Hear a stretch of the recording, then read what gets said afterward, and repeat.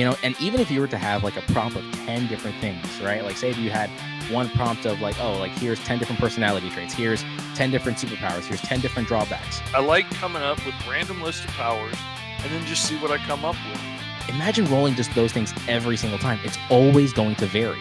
The possibility of that happening is, again, like a 1 in 10 chance, but it's like, it shows that there's always something else cool right around the corner that we can come up with, because there's no end to the prompts. There's no end to what we could roll up. Now we're going to be officially rolling for superpowers. This is usually the make or break. Roll for hero.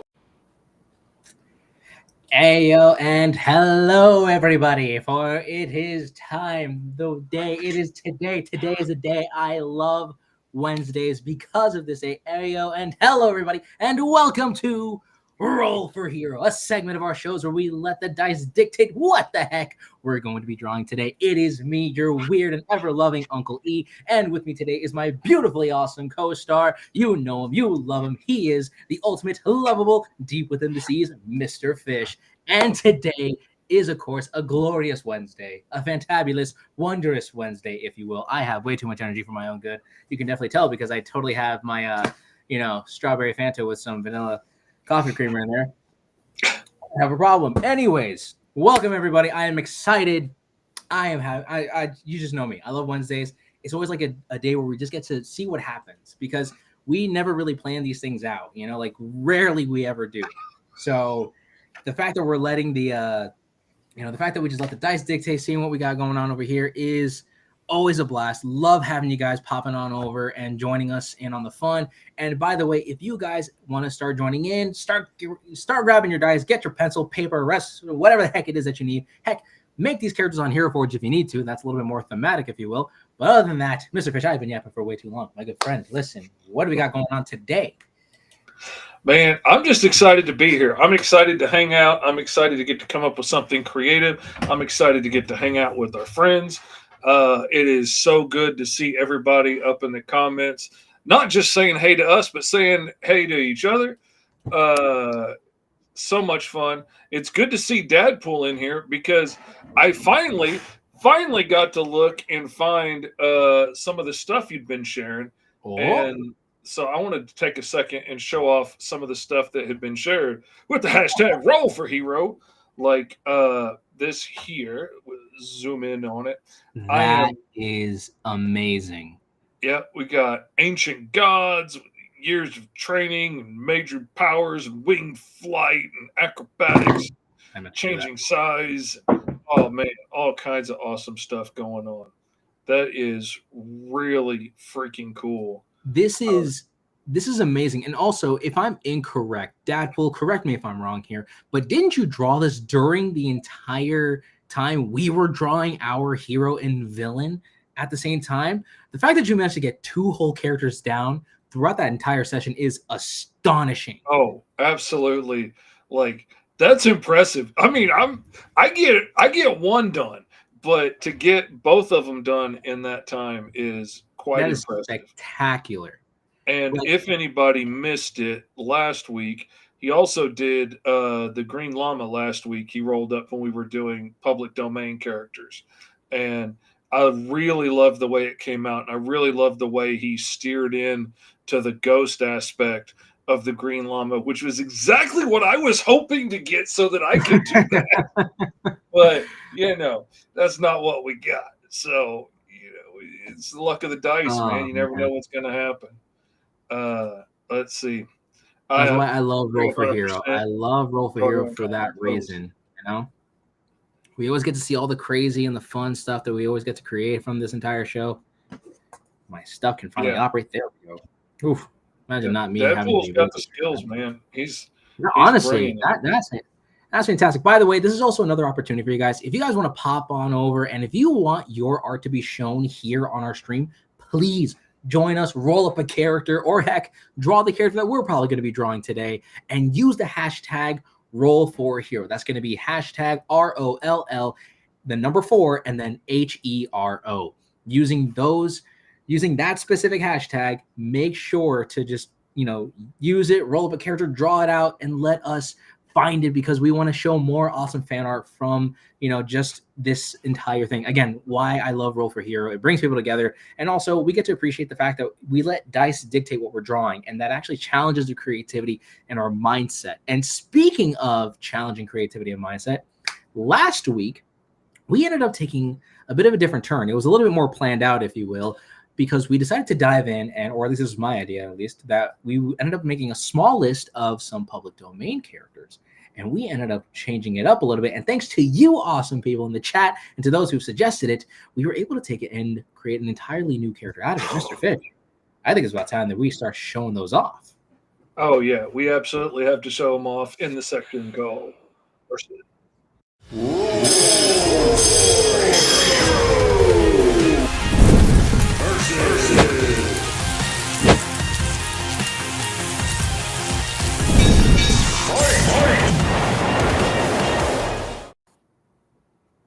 So the character that we ended up drawing last week and the character that we ended up rolling was the American Eagle. I ended up making a small list of a few public domain characters that were very well known, especially in the public domain space, and the American Eagle was definitely one of them. And we were trying to figure out what to do with the character. And thankfully, y'all in the chat decided to put out awesome settings or some type of thematic tone for the character to be in. So the thematic tone that we ended up getting the suggestion for was, of course, cyberpunk, which was a really, really interesting setting. So, of course, what you're looking at right over here, this is my rendition of the character of the American Eagle. Now, at first, I was actually going to go on a more mechanical route, and I was actually going to dive into the idea of like making his whole costume more, like clunky, very cyberpunkish. Again, I was thinking of the actual cyberpunk video game, weirdly enough, when thinking about his design, until one of y'all ended up stating that my rendition of the character looks like it would come from like the Batman Beyond universe. And I'm like, well, I guess I know what I got to be drawing now. So I ended up going that kind of route. And in the process, it looks like a potential Power Ranger, Kamen Rider combined with Batman Beyond with America. And that is like the best way that I could properly describe it. My favorite aspect of this, because originally I was going to go with the original colors of an eagle, yellow, brown, white. I was actually going to go off of just that alone. So the fact that I was able to, add the red, white, and blue to the costume, and not only that, incorporate the logo on his chest, because it looks like the letter A, an eagle. I was trying to make it look like a star in the process, but I did what I could. Honestly, this was a really, really fun design, getting to play with some eagle elements and also adding in the idea that this would be like a nanotech kind of a suit that would like crawl up on him and then eventually transform into his, whatever this entire thing is. And that was a lot of fun putting this entire thing together. And that's just at least my rendition of this character. Now, Mr. Fish, what is it that you've drawn? Let's see. I came up with my own version of the American Eagle. And let's see, I think here's the whole cover image that I did for him. And in my idea, I went with essentially the same idea that the story had originally, except I changed it because as I was thinking through the American costume, like the stars and stripes and everything, it's hard for me to think of many kids that grow up in America nowadays that would want to just cover themselves in the stars and stripes that wouldn't probably have a negative connotation. Like that would strike me as, somebody that had bad intentions probably if they were like that gung-ho on it. But I thought like somebody who had spent their entire life wanting to come to this country and was now here and was super excited about the opportunities. And I've talked with some Latino writer friends, and they were all in agreement with me. Like somebody who came over later teens would be much more excited and gung-ho about being here than a lot of people. Like a friend of mine is a writer and a teacher on the border in Texas and has worked with a lot of like kids that came over early in their life or like first generation kids to this country. And most of them are pretty angry about like how hard dad has to work and doesn't have anything to show for it. Whereas people that come over later in life are like, oh my, can you believe how amazing this is? And I could see this kid whose family worked really hard to get over here. And his dad's a scientist and has developed all this awesome tech for this corporation and finally got moved up high enough in the company to get moved to the American offices. And now they've got this great apartment in the skyscraper, and they're going to these great schools, and there's no gangs, and there's no, everything's going great, and dad's getting all these great promotions and everything. And somewhere along the line, much like the original story, there's an accident, and he gets dosed with his dad's tech, which ends up creating this like invulnerability field around him, lets him leap and be stronger, and lets him create these like holographic projections of wings and things like force fields to be able to fly eventually. And he gets doused with this tech, and at first it's really cool, and he starts trying to be like a street level superhero and starts getting some little internet fame. And then he realizes dad's corporation is using his tech for evil, like the original American Eagle found out the scientist was working with the Nazis. And so in trying to save the day and trying to save his dad's tech from this evil corporation, he goes out and busts the bad things that are going on, brings attention to what's happening. And the people see him as a hero, the internet blows up and sees him as a hero, but the company wants to get rid of dad now. And so they're going to deport the family. They're going to lose everything now because he went out there brashly trying to be a hero, dabbling in things that were bigger than he understood at the time. He thought, oh, I just got to, stop them and it'll be okay. But things don't always work that way. And things just go from bad to worse. And the worse he fights to try and prove that they're the bad guys, the worse effect it has on his family, until eventually the corporation decides to silence his dad for good, thinking his dad's the leak. And so now this kid's family's destroyed. Dad's no more. He feels responsible, but he knows that he's got to somehow stop this corporation. And just the whole how could you still fight for this dream that you've always dreamed of the American way, when you've gotten smacked in the face with how hard things are and how unfair things can be, and how they don't always work out like a fairy tale like you were told your whole life growing up. And oh my God, I cannot quit thinking about this character. I seriously want to just throw away everything I've been working on for the last year and just start doing this story because I like it so much. And we just rolled it up off a freaking dice last week. And that's what I love about this. I love Roll for Hero for the fact that, again, I just made a list of a few public domain characters. Imagine if we actually went with the Green Llama, or imagine if we actually ended up going off of, because let me actually check the list here because I have it over here. All right, imagine if we did Silver Streak, or Minuteman, Madame Fatale, or what's it called? Yankee Doodle Jones of all people, right? Like, imagine if we rolled about all those other characters. What would have happened? What was the mindset? What would we have done? Again, we will never know, but we let the dice dictate that. And that's actually the fun of it, because we actually get to come up with this stuff. And guys, please join along with us while we are on the process of creating a brand new hero for today, or better yet, a hero and a villain. But other than that, this is at least Mr. Fish's art. I actually have my comic cover in there somewhere within your thing there, which is somewhere within the realms of his web-based domain. This is actually the comic cover that I ended up making for Roll for Hero. So this was my American Eagle cover. And in this is actually a reference to 3 characters. Obviously, this was a paid homage to the American Eagle. Oh, there we go. It does not want to let me see the whole image for very long. I don't know why. Yeah. All right. Anyways, we have the American Eagle, which is, of course, the character we ended up rolling last week. Oh, well. We have another character, which was the cougar-based supervillain that we ended up rolling a couple weeks back. This is my rendition that I call Red Paw. And there's another character in there that nobody will fully notice. And that character is actually known as Psy Beast, who is a, like a transforming animal kind of a hero. Okay. See, I thought you were trying to slip her in there, and then I was like, oh, he gave American Eagle a bird's eye kick. I totally forgot what her power was. It was to basically transform into different animals, but also she warps enough reality for her suit to consistently stay on her. So that's her abilities. And if you guys want to know how I ended up getting to that thought process of how these characters end up getting drawn up, please, by every metric, go check it out on my channel, where I have essentially did a whole 3-in-1 special of putting these characters together, making that awesome cover art. But anyways, I think we displayed some of the best art by far of last week. And trust me, also, by the way, your story for the American Eagle was awesome, because my my grandfather and my mother are actually immigrants from Colombia. So they actually have such an appreciation for the country. So that actually would be like a stellar kind of a thing. But anyways, that's enough of all that. I think it's about time we get to the fun stuff. So everybody grab your pencils and your dice. And I think it's time for us to begin the fun. Indeed. It is time to...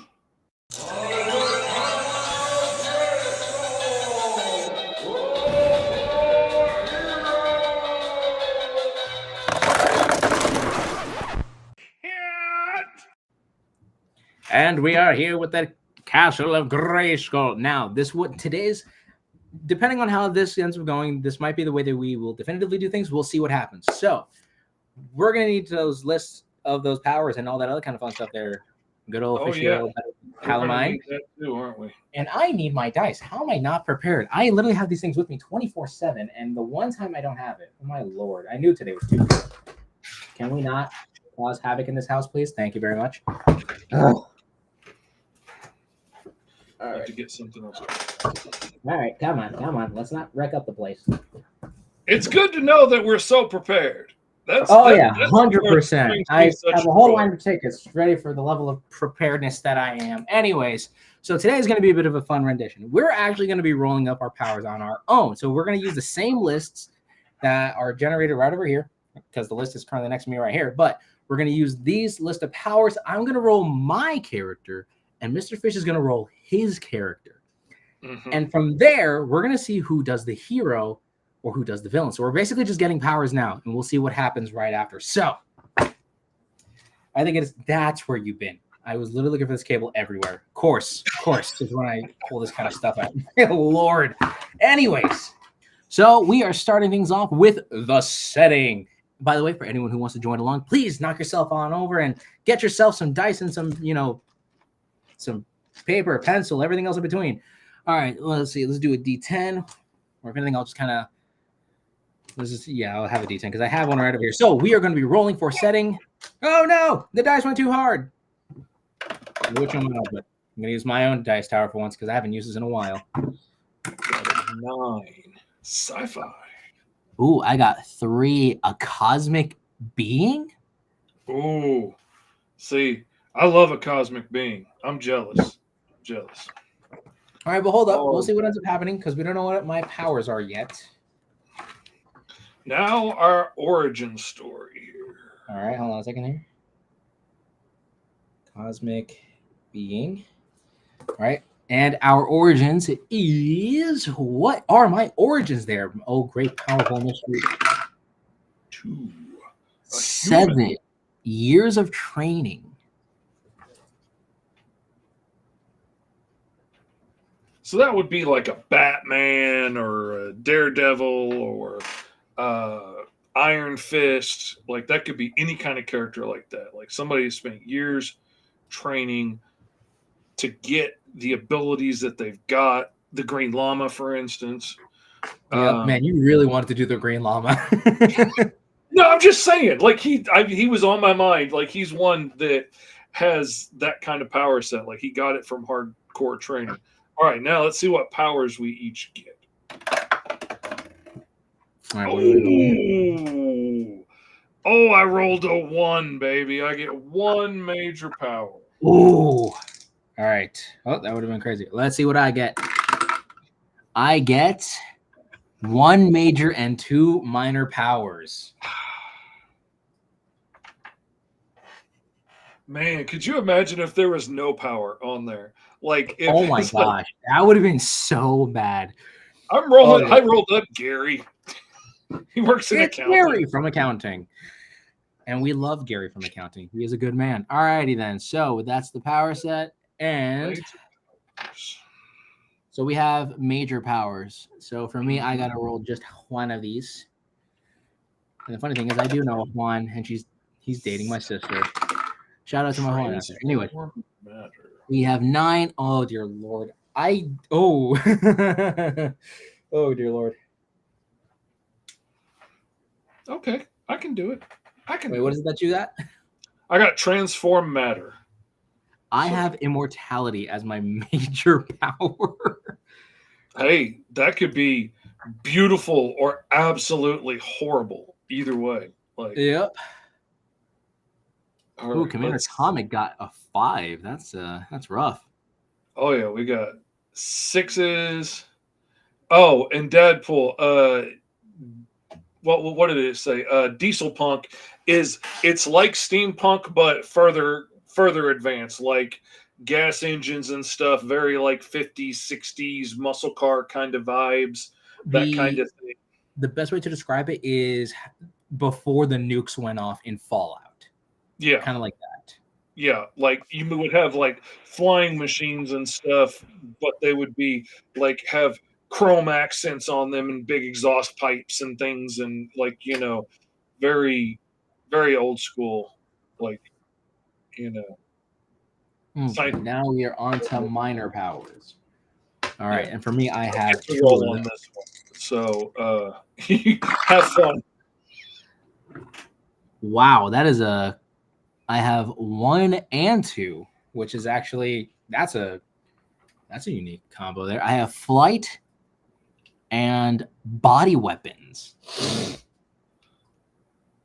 See, now if that was me, I would have to go with winged flight.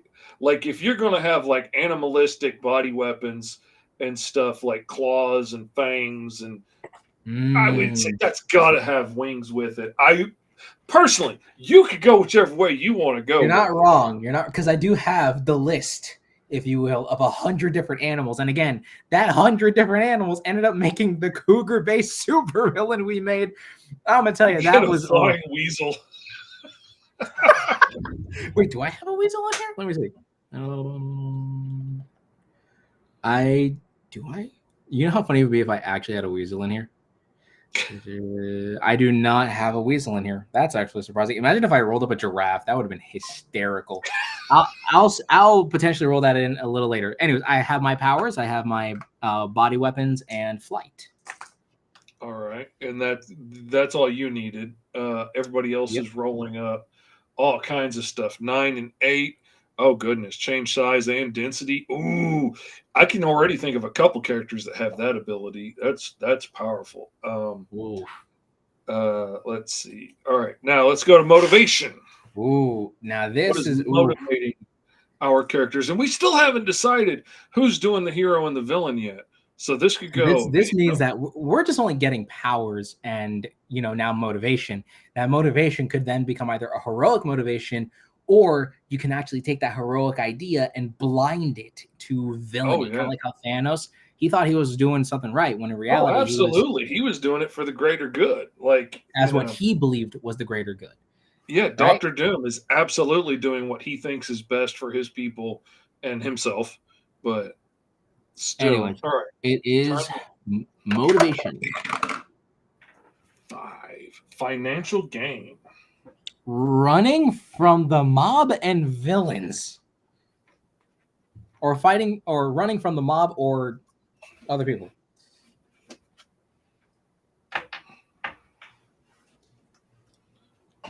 Which it would be funny to be a villain that's on the run from all the other villains. Right? You've double crossed everybody and they're all out to get you now. Oh, okay. See, there's a whole story in itself right But there. Like already you're coming up with something. You see, that's why I love this show. Oh, I tell you, it's so much fun. It's such like a nice breather too, because we get to just draw whatever we want or draw on what this is, but it's a fun session for it. Mm-hmm. So running from the mob, man, that's actually interesting. See, like I have a super villain in my world in Green Zone and the Mighty Caw, a supervillain that is absolutely selfless. He's in it for the greater good of mankind. It's just his only way that he sees of saving the world is by taking it over. And, he clearly knows he can't get everybody to agree on one positive thing for their own their own good. But, if he could take them over, then, okay, wait a minute. Oh, optional modifier. Here we go. Ooh, the optional modifier. Let me fix this. This is my favorite one because this always throws a monkey wrench in the whole thing. Yes, it does. Okay, let's see. 4. Little control over your powers. Oh. Powers have a time limit?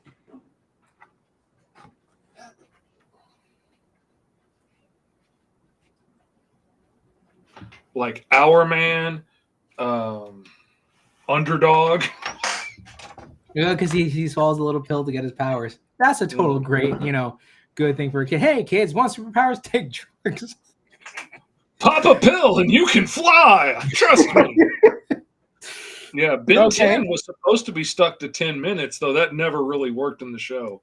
But, it was supposed to be 10. It could, but I like how later on it turns out that was actually like the prototype watch, and then eventually it kept advancing to the prime watch to where it's supposed to be.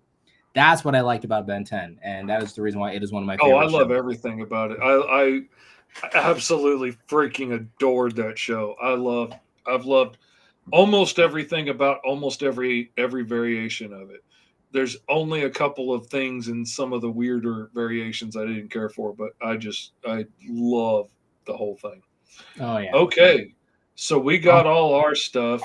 Hello to everybody in the comments that jumped in later.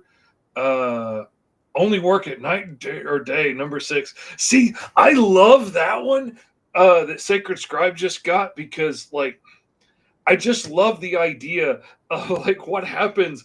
How desperate would you get if your powers only work at night and you can see the sun coming up over the horizon and you've got to like beat this villain before you lose everything?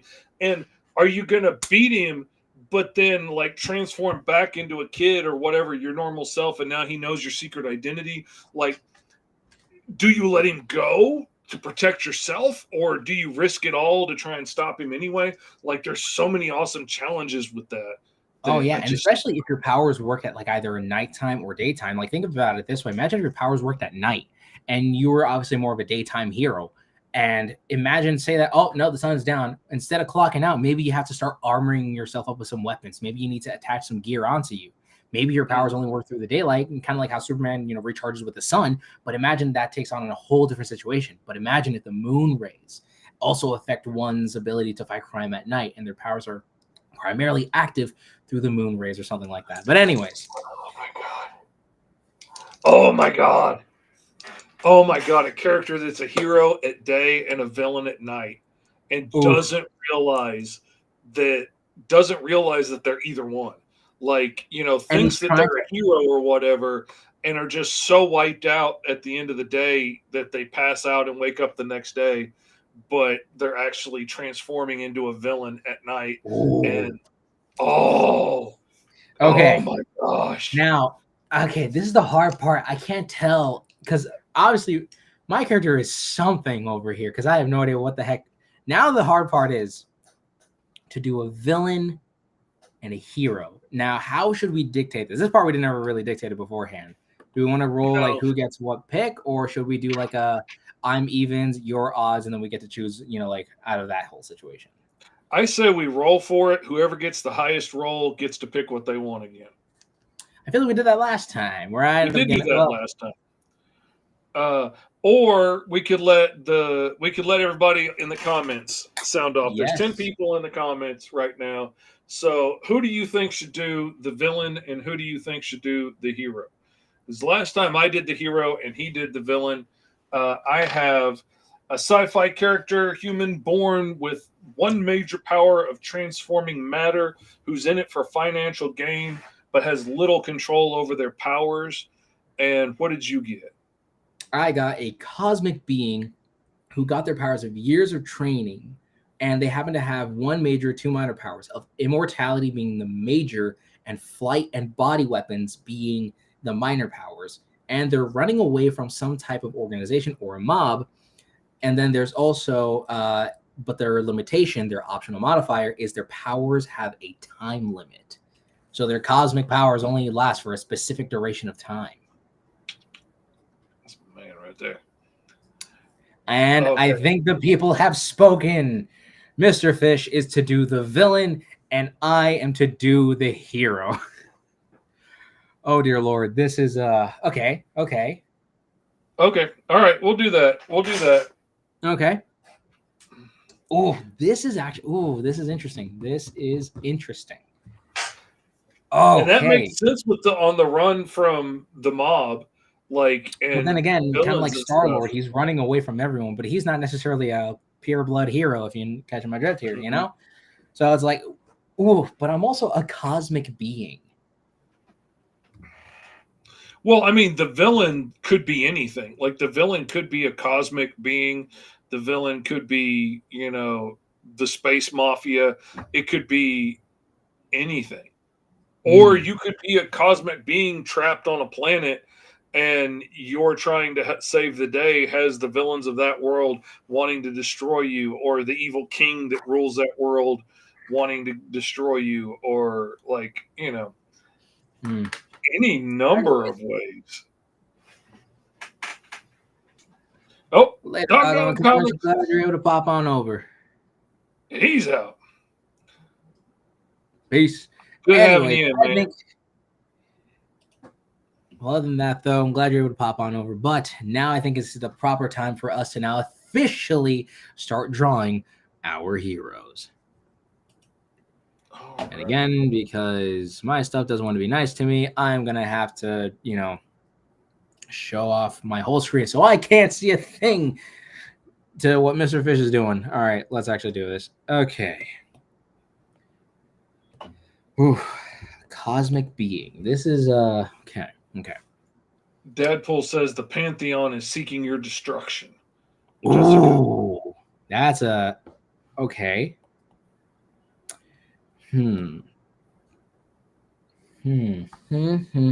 So I'm an immortal cosmic being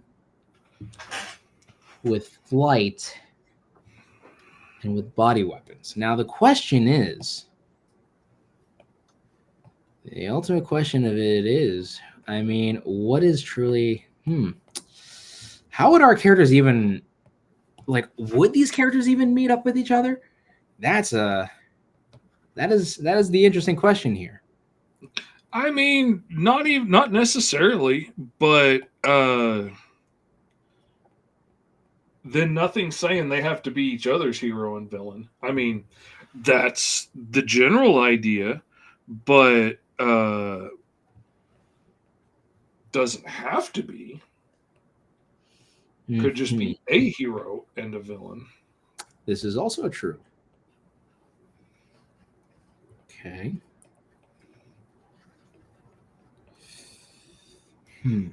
Okay, so they're immortal. Okay, so and now we get to the part where we somehow try to keep everything lively as we try to draw out characters, and we tend to be in a whole thing of silence in this process.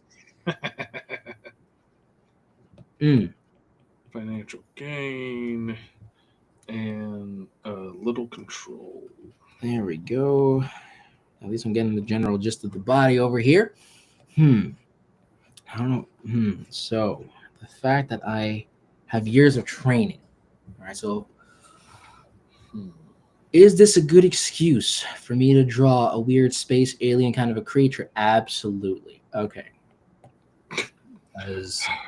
I'm glad we could take this time to talk you into that.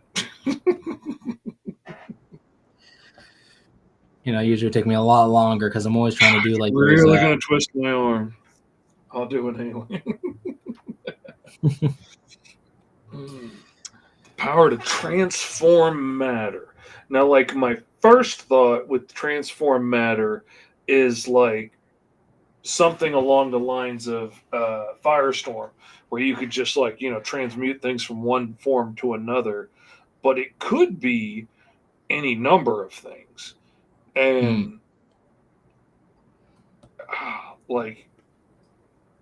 it could be like Goldbug turning things to gold, or it could be, I don't know, and it's just transform matter. So it could be, changing shape, or it could be, making things enlarge or shrink, or, turn things to stone. Okay. Oh, yeah, I'm done now. Yeah. Oh, yeah. Yeah, baby. Yeah, we are donezo. Okay. Oh, my God. Oh, my God. Yes. I think he got it, everyone. I don't know why I'm going with an owl, but I feel like, because when I thought of cosmic being, I don't know why I feel like that internally he has like the stars in him, kind of like, you know, I don't know. I just thought of like nighttime, the owl, you know, something associated with that. Mm-hmm. Mm. Mm. Okay. Well, he's also an eternal war. Man, I'm really trying to figure this out. Really trying my best to figure this out. Okay. He's cosmic. This is. Don't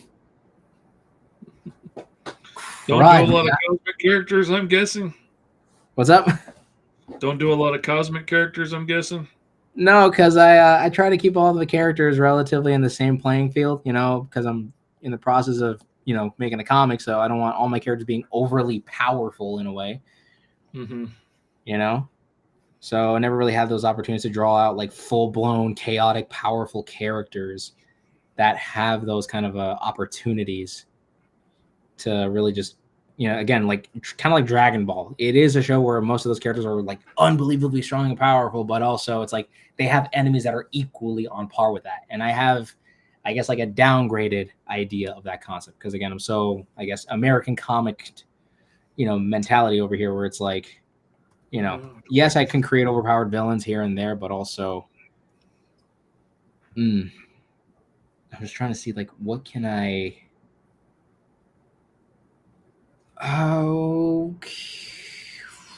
Okay, not the first time I've done this. Maybe I can try it out.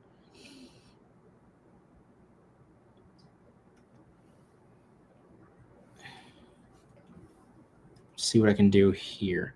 I like the blacked out eyes though. That I do like. Definitely makes him feel more alien.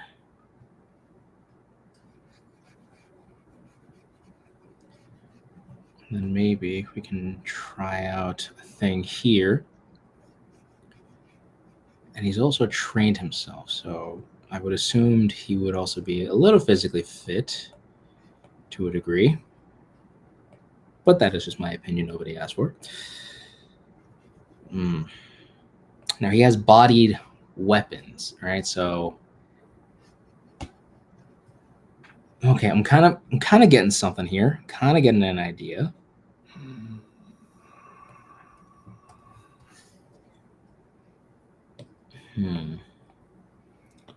I got an idea. I got something going on here. Okay. So it is an alien from a far off world who was cosmically touched, if you will. Kind of like force sensitive, like how Anakin Skywalker, I guess, was, you know, a child of the Force or some junk like that. I don't know. There's a lot of Star Wars fan theories that I know nothing about. But I can totally see like this guy, you know, being someone touched by the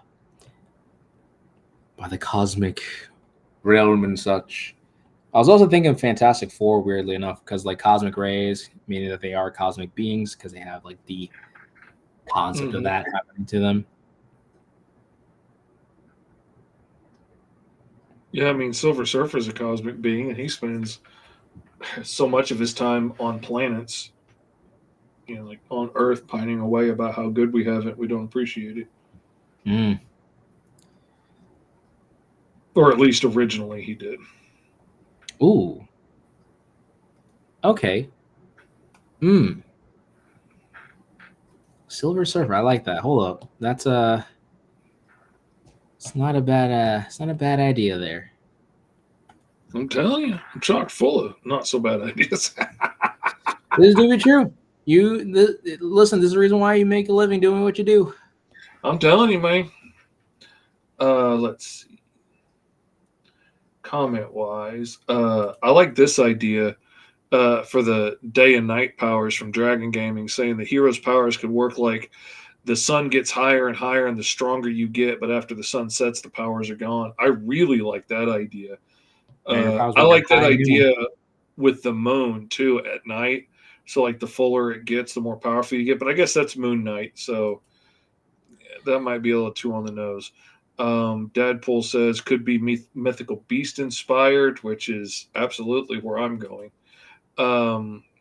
Commander Comics says, I'm doing mine on IBS Paint. Oh, cool. Whoa. I can't wait to see how that comes out. Yeah, that's a program and then some. Deadpool says, like a phoenix. Yeah. Jordan says, like Alien X. Now, see. Oh, Alien X. I should have done that, but nah, that would have been too easy. Would have been too easy, in my opinion. But also, I like to draw aliens. Like, I don't know why I like to draw these kind of aliens, almost the borderline gray ones. And I always love using the excuse of drawing out the sharp. See, I do not. I don't care for the grays, just because they're so done. You know, they've been done so many times in so many ways. I always want to try and come up with something different, but a lot of people really dig them. So I'm not saying they're bad. I'm just saying personally, it's overdone in your opinion, and you want to see more variety. Yeah, I like to come up with things that they may not be 100% new, because it's hard to come up with anything 100% new. But I want to try. I want to try and come up with something I haven't seen before. Oh, wait a minute. Okay, I got something going on over here.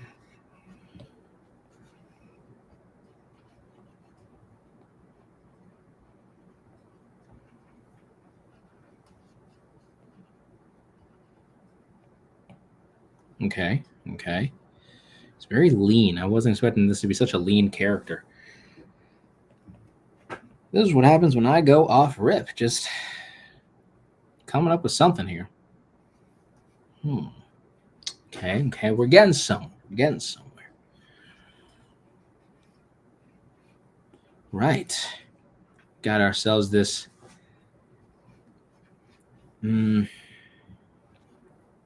Actually, I don't know, because I was digging the idea of his eyes kind of being almost bug-like.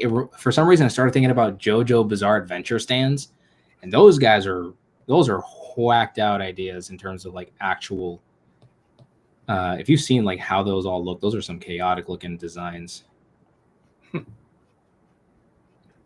You could say they're quite bizarre. You could. I wouldn't, but you could. I mean, who knows? It is for you to decide there, young one.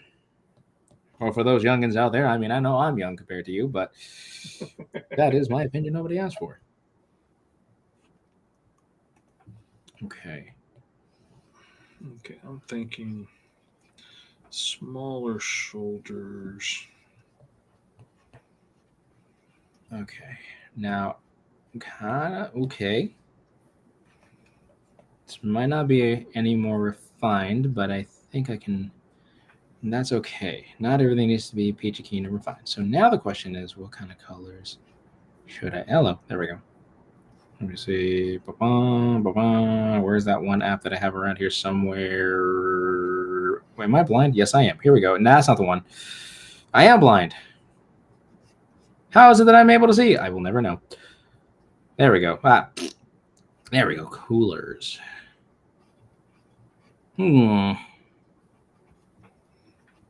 Never against this idea. I always love this app just because you can always generate different kind of color palettes. Seeing which one I can go off of. Ooh. Not against this one. I'll probably get that one on standby. Yeah. Things are all over the place. This was something. Okay, there we go. Okay.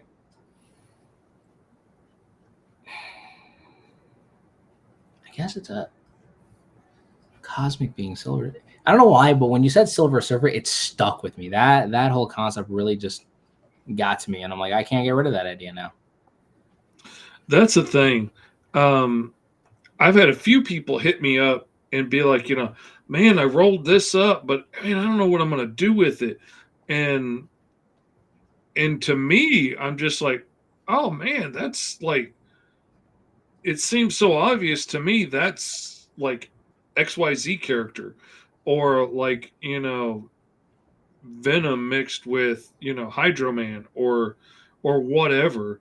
And I'm like, yeah, you could just like it could be this or it could be this, it could be like this or it could be like that, and they're like, oh, I was overthinking it, and I'm like, that's the problem I've seen people have too much of the time, is they're just like way overthinking it or overwhelmed by the sheer possibility of it being able to go in any direction. And I'm like, these aren't Lego bricks that only fit together a certain way. And I've given you three very weird, specific Lego bricks that don't come from the same set. And now you have to figure out how to fit, a parrot and a jet thruster and, a spider web from Harry Potter together to make something cool. No, I'm giving you like three colors of paint. And now you get to pick how am I going to mix these together and paint something beautiful out of it, and you're not limited by just, well, it said yellow and red, man, that could be pink, that could be orange, that could be brown. Like you can go any kinds of directions in that. It's not a limiting thing. It's just a springboard to jump off of. Like the elemental powers, I've seen that trip up a lot of people just because there's so much possibility there. And I'm like, it doesn't mean that you have to do all of them or that you have to do any of them the way you've seen it before. You know, do something different with it. It's just saying you've got power over some kind of elemental something, whether that be radiation control like Captain Atom or, even Superman has elemental control to a power. I mean, like he's soaking in sunlight, he's breathing out, freezing breath, he's shooting heat rays out of his Ooh. eyes. I guess Johnny it's also Storm, something that I never really would have taken into consideration because I think for elemental me, control. Silver Surfer controls the power cosmic. That's an elemental control. It's not just earthbenders and airbenders and stuff. Like it could be anybody that, like Hydro Man and Sandman have elemental control. It could go in so many different directions and be so many different things. And, it doesn't have to be so limiting. Oh my gosh. Oh, okay. I really like this idea now. Now I got to think, how am I going to? Oh, all right. okay. See, my idea when it came to transform matter, and as soon as I said stone, I was done for. And I decided to do a modern day Medusa who has these giant power gloves that can transmute anything she touches to stone. And Actually, give me she's a second. also got these like goggle lenses that can like Oh. flash bright and blind people. And if she can blind you and stun you for a second, she can get close enough to touch you and turn you to stone. So a lot of people think Oh. because she's going with the Medusa theme that she can just turn you to stone with a look. And she totally plays into that. And and will like glare at people and be like, you don't want me to turn you to stone with a look. And totally freak people out, but it's actually the gauntlets that are letting her do this. But she doesn't have the best control over it, and they will short out if she uses them too long. If she tries to use them too much, they can go nuts, and she can't stop them or turn them off. Like lots of potential for them to go wrong. Okay. Like so she's for me, playing the game rolling with a -5 every time she rolls. Like she could potentially have it go disastrously every time she tries to use them, but she doesn't care. She's out for financial gain. But now my thought is, once I put like this visor on her and I gave her kind of like snake fangs on the side of it, all of a sudden I'm thinking like, what if she was part of like another snake themed team and like her costume would kind of have that vibe to it, I would think. So I'm trying to think, how much snake themed vibe do I want to put into her costume? I actually remembered I did this with one other character. It was when I did my first rendition. It was actually the video that popped off the whole public domain thing for me, which was what's it called? When I made my first public domain, what's it called? Avengers. And I took a character known as is it like Cobra or something like that? I think it was Queen Cobra or Cobra Lady or something like that. And I created a character called Queen Cobra, and I actually made her whole like headpiece look like an entire, like actual Cobra like thing. Though I know that those are predominantly male, I still took it to that direction. So that's one way of doing it. I also made her like little gloves look like that they're hands or like that they're snakes opening up and the hands popping out or something like that. So that's always interesting. Also, I just got a shout out to my little cousin who just popped in, Caleb. How you doing, buddy? Hey. Thank you for popping on over. Awesome to see you, man. See what you were able to draw up if you ever joined along. Yeah, I got a killer musician, by the way. That's what he is. Yes, these are some very intensive abs. Now that I fully read your comment, because he is shredded. Because my thought process is that he's training. So I think that he's from an alien planet that forced him to go through some like Okay, maybe he's like an alien from a distant planet that was part of a legion of cosmic-based, or like probably he was once a part of a cosmic-based legion of like the mob, if you will, or maybe those who believe that they're doing right by the Guardians or by protecting the universe, kind of like the mafia. They think they're doing good, but in reality, they're actually not. They're actually putting more power under control or something along the lines of that. Maybe he's like, he's the smallest one by comparison to the other cosmic beings. Not only that, but he has the ability to, fly and also, form weapons from his body. Which, in a way, I'm also thinking this could be like a whole metamorpho situation, now that I think about it. That could be cool. Like, maybe his whole, bit was like, so touched by a cosmic entity, maybe there are higher authorities and powers that want to use him to an extent, but he has no knowledge on how to fully control his powers yet. Hence why his powers run for such a limited time. Now, I would say, but that's flight and immortality. I feel like his immortality never ends if that's his major power. Yeah, that seems more like, okay, we've cursed you with immortality, but I could absolutely see them, especially if he was gifted these by like a cosmic being, like you're saying, them definitely putting like a time limit on it, until he like passes his trials or whatever, or proves that he's worthy of the powers they've bestowed upon him, kind of vibe. Okay. Let's see if brown would work on this. This is actually not bad of a color palette. I really like this color palette. Coolors. COOLORS. All right. Yes. Highly recommend that if you're having trouble choosing colors, because that can lead to some very interesting concepts and such.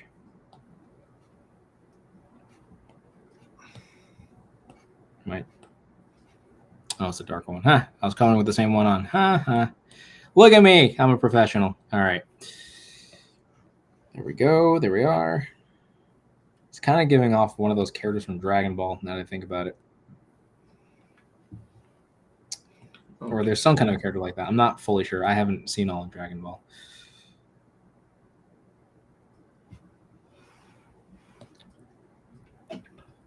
Okay, let's see. Dragon Gaming. I keep wanting to say Dragonborn.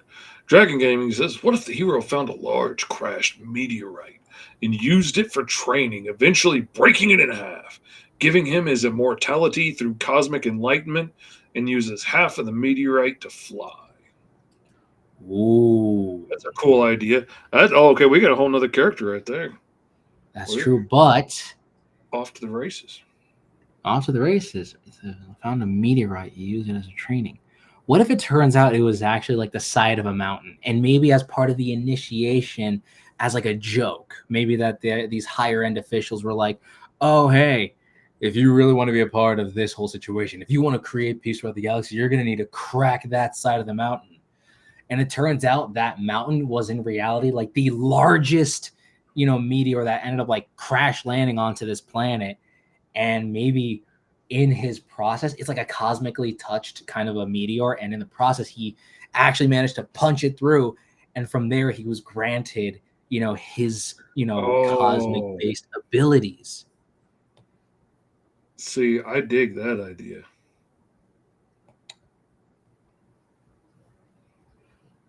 See, that's where it's at. Now we're getting somewhere with this idea because I totally had an idea where to go with it.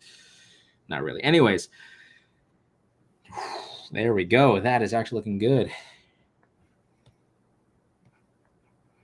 Was I expecting to draw a full-blown alien? Absolutely not. But is this the joy of roll for hero? Abso-friggin-lutely.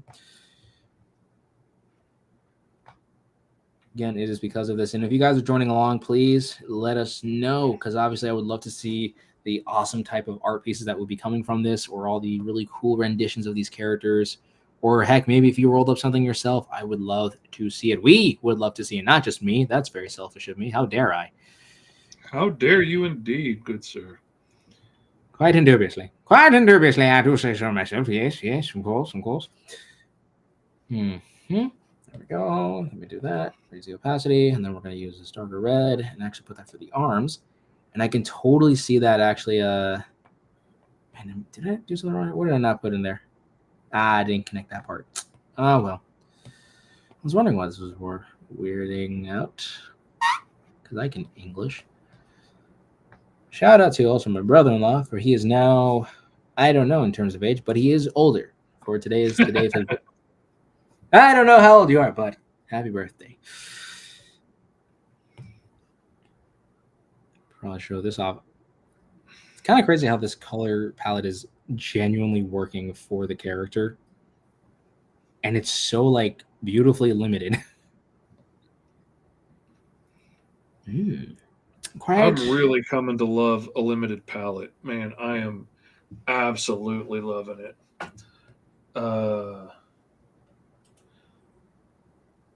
Eddie Von B says, "Hello, hello, Eddie. Glad to have you here." Well, hey, howdy, hey, how you doing today? Thank you for Gaming joining me. says, "I also agree with that idea."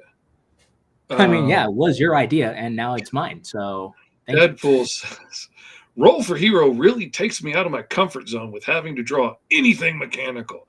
Oh my god, I absolutely feel you. I hated drawing backgrounds. Now I love it because I steered into the skid and I started making myself do it all the time. Now it's one of my favorite things, but I absolutely hated it forever because I didn't want to do it and I avoided it for way too long. Cedric says, "What's going on, gentlemen? We are drawing amazing heroes, Cedric, and villains." Well, at least, I mean, I was gonna say I'm doing the hero. I know you're doing the villain. Silver Phantom says, "Hello, everyone." Well, hey, howdy, hey. I am drawing Medusa. And I'm drawing a weird alien guy who was cosmically touched and now has the powers to morph his body and fly. And he's also immortal. Oh my gosh, I can imagine the pain. Oh my god, the pain he would go through now that I think about it. Oh man, like trust me, as much pain as I go through on a daily basis, immortality would be like my greatest fear of a power. Like that would just be agony forever. Oh, it's not even the fact that it's agony. Like, once you think about it, like, his power is immortality, meaning, like, I can imagine as one of the initiation sequences, or maybe like now that he was able to crack that side of the mountain and he was caught. Oh, wait a minute. This just got good. Okay, hold up. Plot is plotting. We're here for it. Idea just popped up. We're loving it. What if it turns out like it was just this was in a far off planet. This was just some scrawny alien kid, right? Who ended up joining a gang on his planet, specifically his planet, right? A meteor crashes down, and all of a sudden they just don't know what this thing is all about. He goes to it. They make the joke of, oh, if anyone gets a crack at this, they'll be like this, that, or whatever. And of course, maybe I don't know, something along the lines of he was kind of like peer pressured. He joined because he wanted to obviously, be a part of something, but he's now, it's not just him. Maybe it's also these other thugs that he was hanging around with. because of him cracking open the meteor, all that cosmic radiation from the meteor spreads to the other thugs, and now those guys are like cosmic based thugs, or cosmic based, like, bad guys or something like that. And yeah. now, So like the so Bang Babies in Static Shock. Milestone everybody got hit, and so you got all these bad guys with the worst intentions that suddenly have power. And yeah, oh, that would be, I'm on board. And then from there, he's the one who caused to get himself powers, but also some other people. And now you could say that he's not as strong as compared to his other, as his fellow other alien friends, or, what he would call friends. And now he's on the run because it turns out he actually has one of the greater powers. And I would assume that he trained himself under horrible circumstances because immortality is his main power. I can imagine maybe they took him, chucked him up into space, but because he's immortal, he can't die. So he's in the middle of space, unable to breathe. But yet in small fragments, he's beginning to like learn how to like fly and shift his body and move through until he manages to find some other location. He eventually, like, he refines himself to become stronger and also make him, durable in the realms of space, allowing him to test out his flight, but it's only for a limited time. And then maybe it turns out his body ends up gaining some type of like ability to create, body related weaponry from claws. Maybe it's an adaptable aspect. It's not just maybe a claws or, talons, or maybe it could be harder skin as like a defense or something like that. Mm-hmm. It's actually kind of, weirdly enough, this color palette reminds me of when I drew my first rendition of one of my, like, I guess, Ben 10 knockoff characters, which was Bruiser. And that, where is it? This material over here. It was like a red alien guy, and he had like this texture on his skin. Ooh, actually, hold on. I like that. Oh, we cooking with something here. Call me a chef because I'm in the kitchen cooking up something good. Was that cringe? Absolutely. But was it worth it? Very much so. Ooh.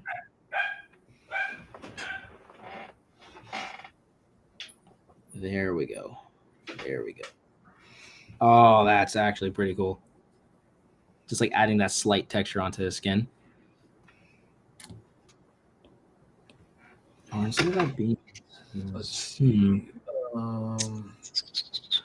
Commander Comic says, I'm drawing a cosmic scientist who lost his world and is an anti-hero like Venom, Lethalite Protector.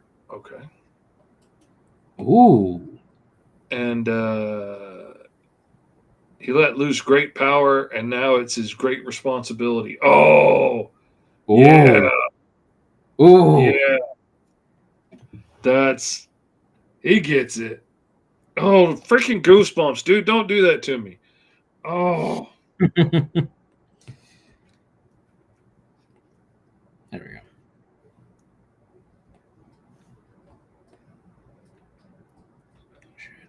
Well, let's see what happens if I just kind of do this.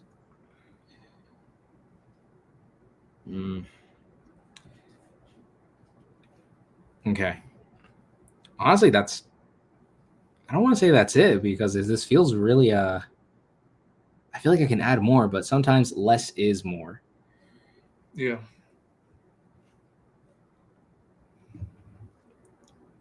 Sometimes it's good to know when you've done enough. Because I feel like I don't know if I want to, continue on with it and keep adding on.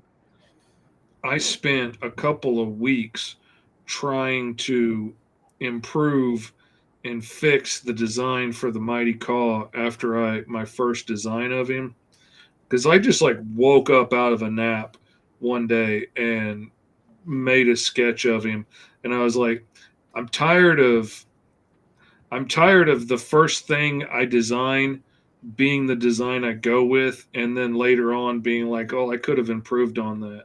So I decided this time, because I believed in the character and thought he had some legs and was, going to do things. I was going to take the time to make sure I came up with a really sharp design for him. And I spent like 3 weeks trying to improve on my original design. And the only thing I ended up doing was giving him pants. Otherwise, he stayed exactly the same as he was. He just came out fully formed. And, sometimes we get lucky like that. Sometimes we catch lightning in a bottle. And sometimes you get hit by lightning because you're trying to catch it in a bottle. Sometimes. Only sometimes, though. Okay.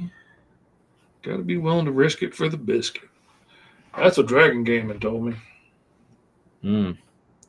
Got to risk it for the biscuit. I do like me some biscuits.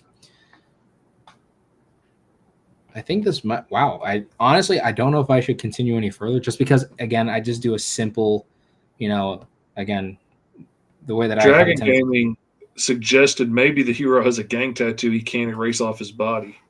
Ooh, I love you. Thank you. That is a fantastic idea. Mm-hmm. Ooh. You know what? Thankfully, I also happen to have the font for something like that. Because I know for a fact I got something like that over here. Where are you? You are the only one that doesn't look like proper lettering outside of proper symbols. There we go. Esteban's going to get done before me. Honestly, I think I might even go as far as almost start sketching out the cover because of how simple the design Not is. how this show works. You were doing that with American Eagle last week. Yep. Let me see. And of course, I had to go and put scales all over her body, and as you should, as one does. Okay. What if it said something stupid? I was thinking about what's like a dumb. You know what? Hold up, chat real quick. What is a really like a dumb word? Just the dumbest word you can think of. I don't know why. Just play along with me here. Just random word. That's a long word. Yes, it is. I got an idea. You didn't say short. Short word. Just got to give this a little look-see, a little try out over here. Just because I want to see. Because something is knows how to spell. I would struggle with sassafras. Sassafras. It sounds funny, but I wouldn't know how to spell it off the top of my head. Sassafras. You know what? That could work. Weirdly enough. Maybe he could blubber. You know what? I got sassafras and blubber, and I think blubber is a little funnier in my opinion, and I don't care if that was an incorrect method, because if my little sister saw this right now, she'd be like, it's more funny, not more funnier. I am an artist. I am illiterate. There are two that they're listen, I can do one or the other. Can't expect me to be popular here. All right, blubber. There we go. Oh man, my nearly illiterate butt was at the restaurant last night looking at signs, posters, I guess maybe they had on the wall of this local restaurant. And I was looking at it and I was like, it was, oh gosh, what was it? It was like beef taco salad or something. And like beef and taco were capitalized and salad wasn't. And I was like, okay, either taco shouldn't be capitalized or salad should. And my wife just kind of looked at me and I was like, yeah, I know. If my illiterate butt is calling them out on their grammar, that's pretty bad. But I've gotten in trouble for that one a lot on my campaigns on Kickstarter and stuff, because I'll have a habit of capitalizing all the words that I think are important. And then, but that doesn't necessarily mean they should be capitalized in that title.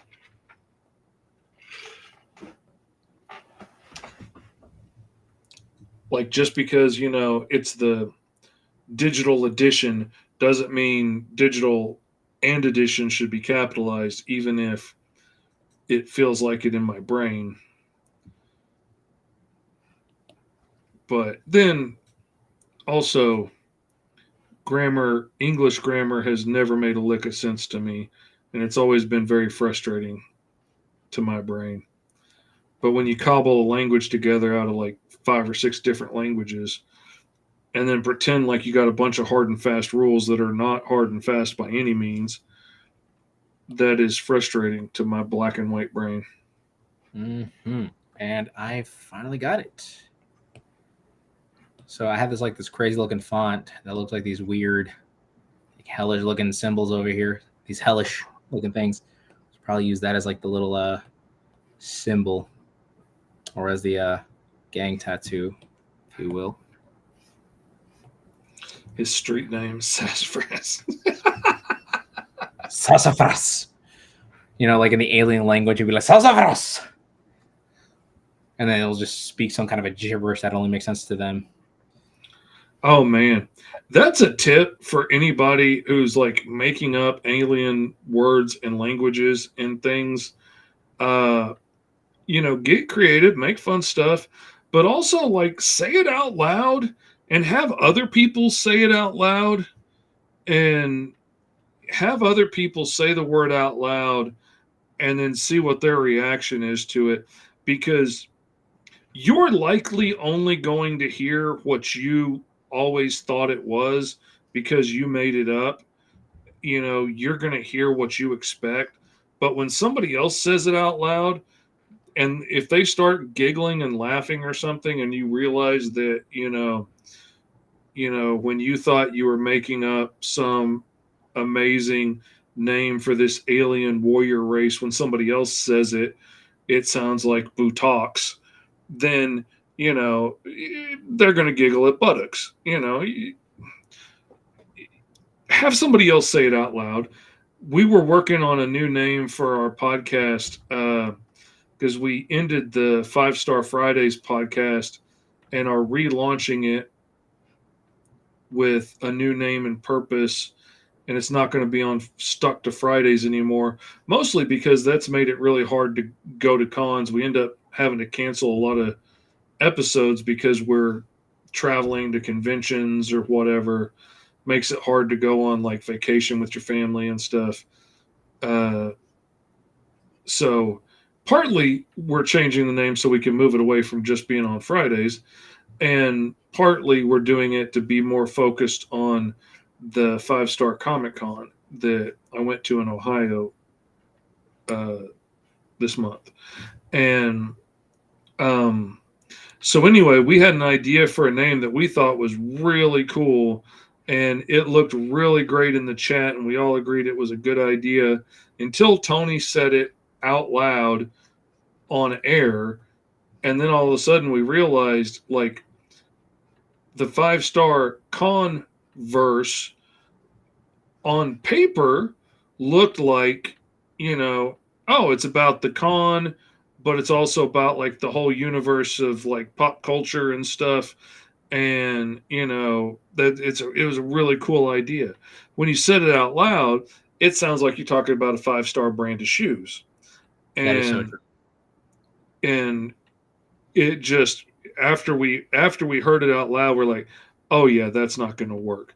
But we were all in agreement that that was a great idea until he said it out loud. And so say it out loud. That's all I'm saying. All right, there we go.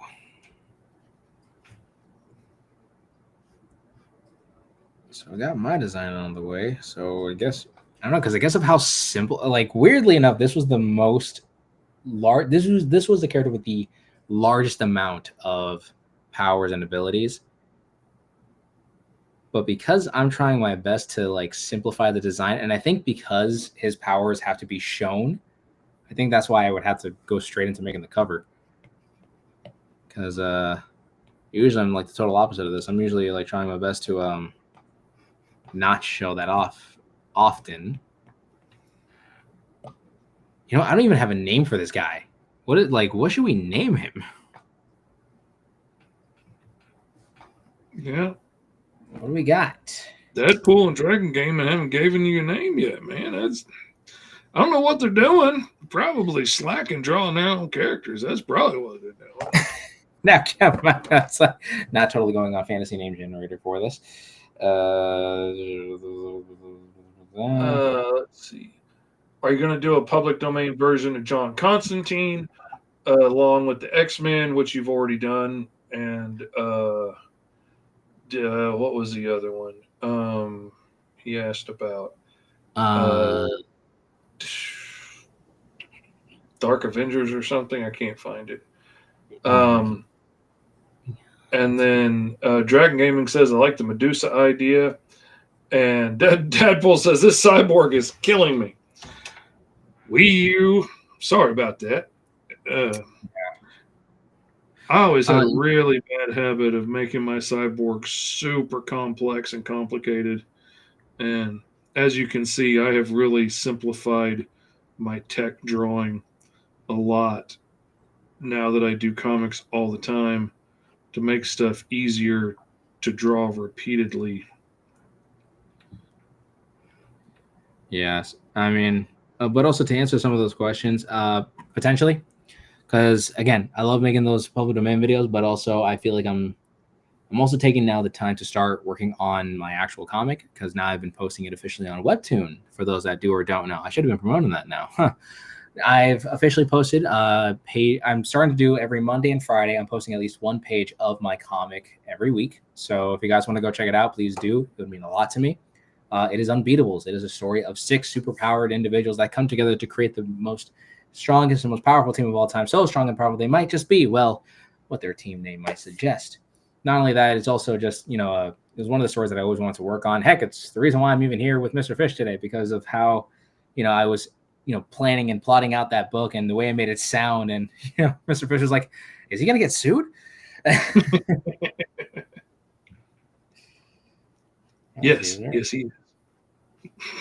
Haven't done so yet. No, yeah, it really caught my attention and made me start listening and tuning in. And I bought me a copy as soon as you got the first issue done and printed. Okay. And now you're going back and redoing everything again, right? Yep, but it's newer, more improved. The art, the action in it's going to be great. And I actually have a proper plotted out story because I was, again, flying off the seat of my pants. So I know what I want to do with it now, especially now that I switched one of the other characters.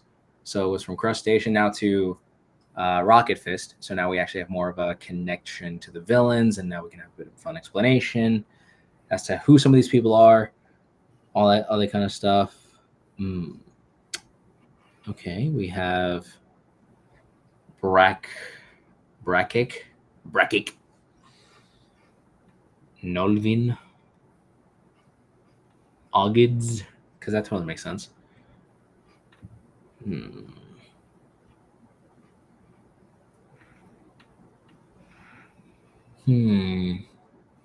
Thinking of names.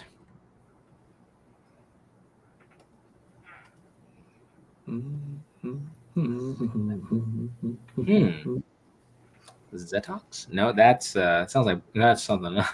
That's a weird name.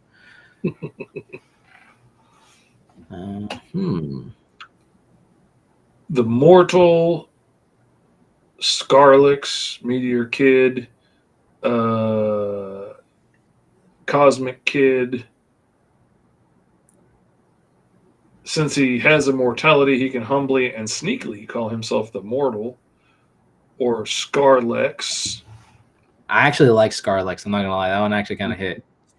The Mortal Scarlex, or Scarlex the Mortal. Oh, there you go. Oh,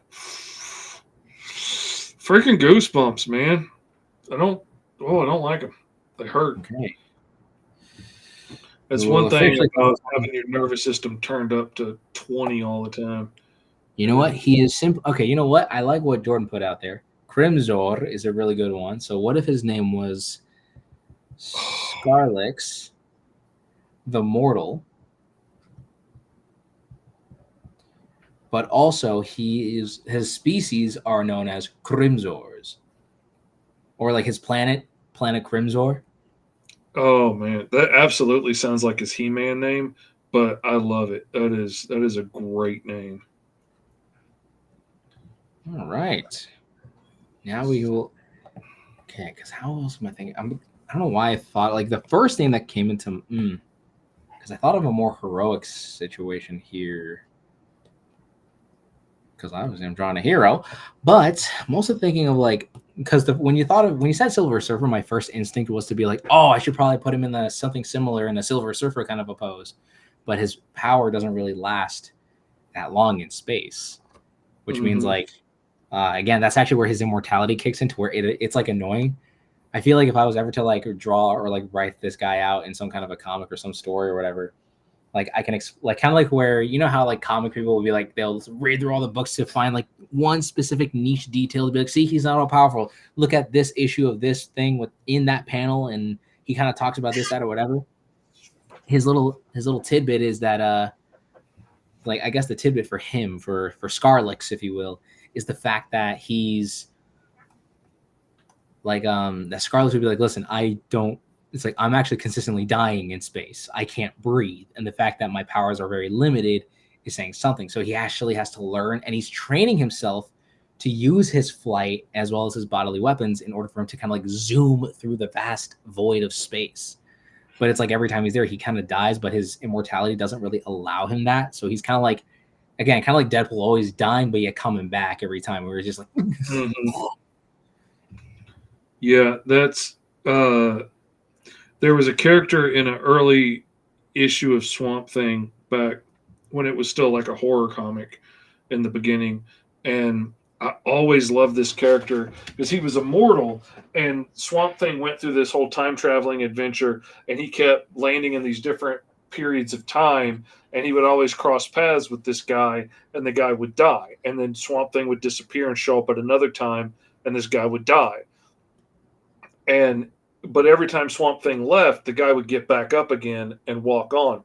It turns out he was immortal, but every time he died, he went all the way back to the beginning and had to live through the entire history of man again, from like being a caveman when he died the first time, and then like when he died the 12th time, he has to go all the way back to being born as a caveman, live through the centuries getting killed over and over again until he got to this last time he got killed, and then stand up and walk away.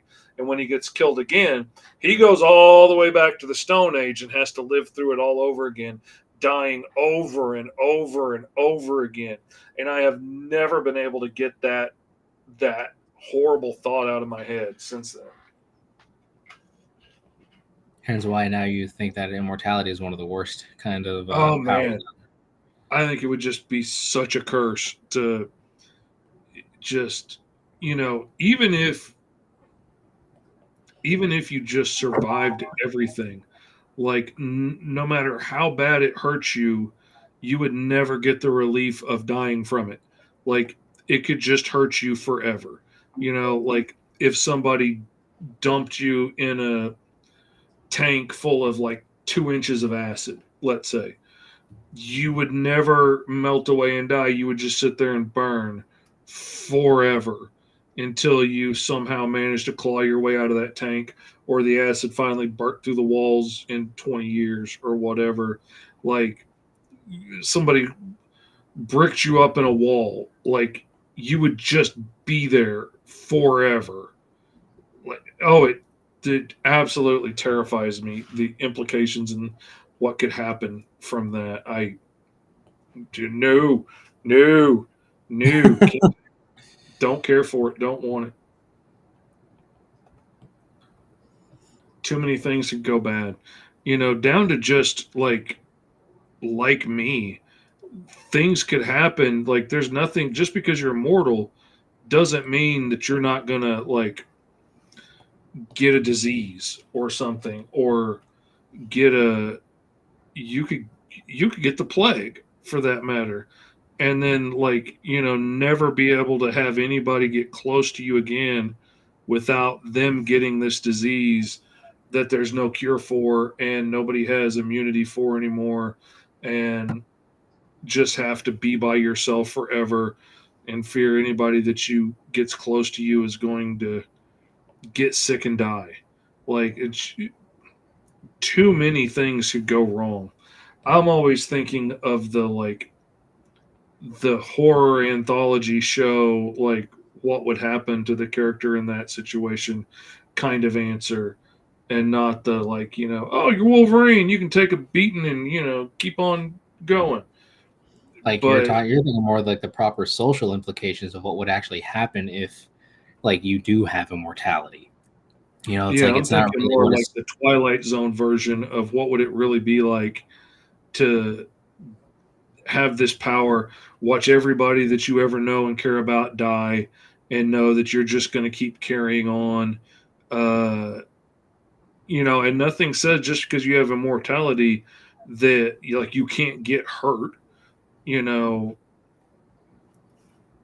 what if you what if you're just a dude, but you have immortality and you get in an accident and can't move anything from the neck down, and now you're stuck like that for the rest of eternity. Or I mean, there's just so many things. Now, I've been stuck in a wheelchair. I've been unable to see or speak for long periods of time. Like, I know there's more to life than just those things, but I wouldn't want to have to spend eternity that way. Like, Yeah. I wouldn't want to live to 100 in that kind of condition. I would want some peace before then. But yeah, yeah, it scares me, man. All I see are the bad sides of it, but it makes for interesting stories. And it does indeed. I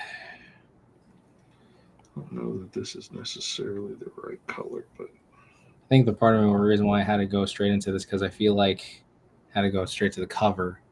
Because I feel like I wasn't able to properly. Because again, for me, I always just simply design the characters.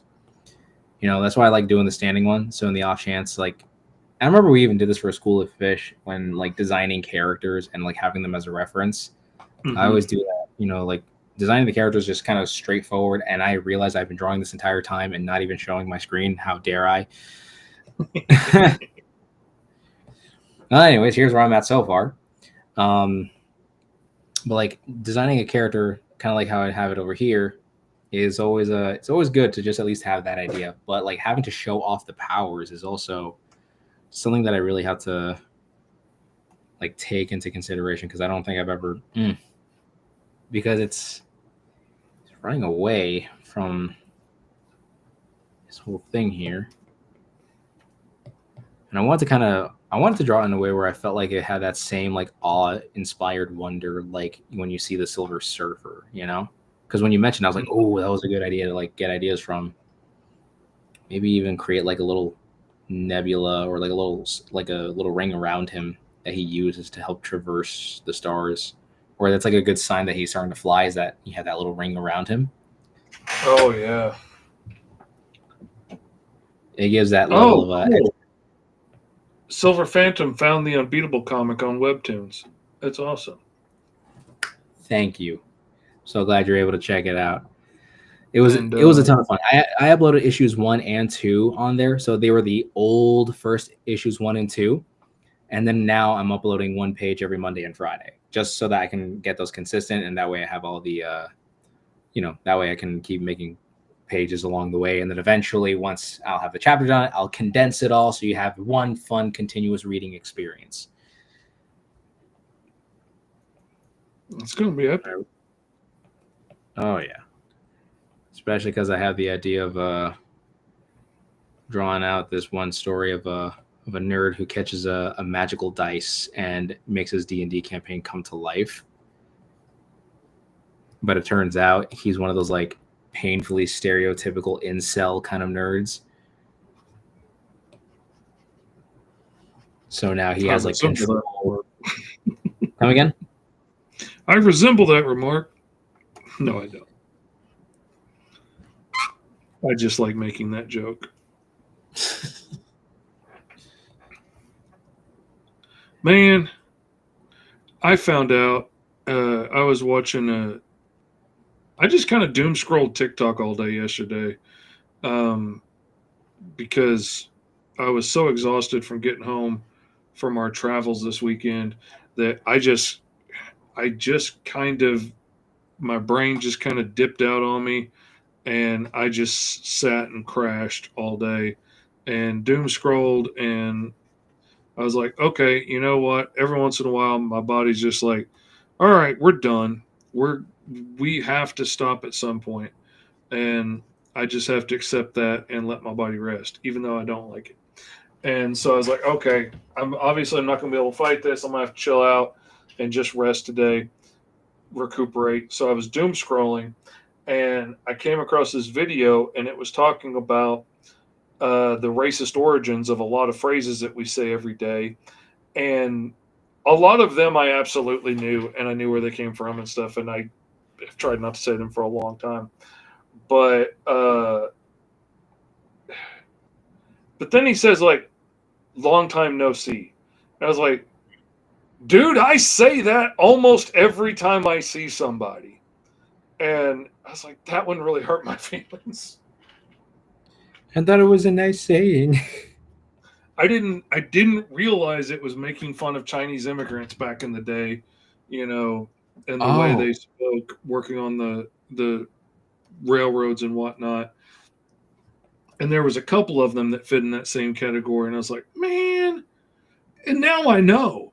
So I can't just keep saying it and pretend like I don't know. And then my son walked in, and I was like, hey, long seen no time. Because I like to flip it just because I like the whole old man says stuff weird, joke. And so I like to flip it around and say it backwards. I was like, dang it. I just found out that's racist. And he looks at me like I'm stupid. I was like, yeah, it's a whole thing. I'm sorry, but I can't say that anymore. And I had to correct myself. But I'm really going to miss that one. And I'm probably still going to mess up and say it from time to time. But I'm gonna try, because once you gotta act like and try and do better.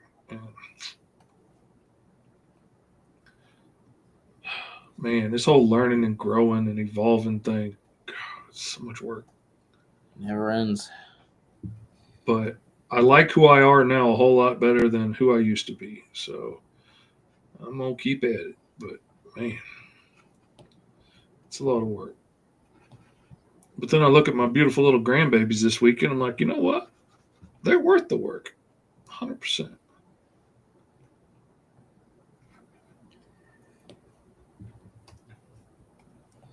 And they deserve to live in a world where people try and do better.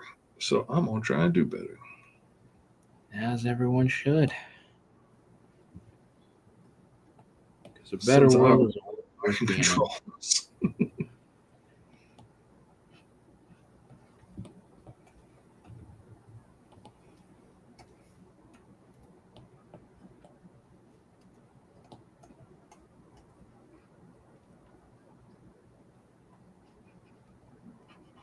Okay.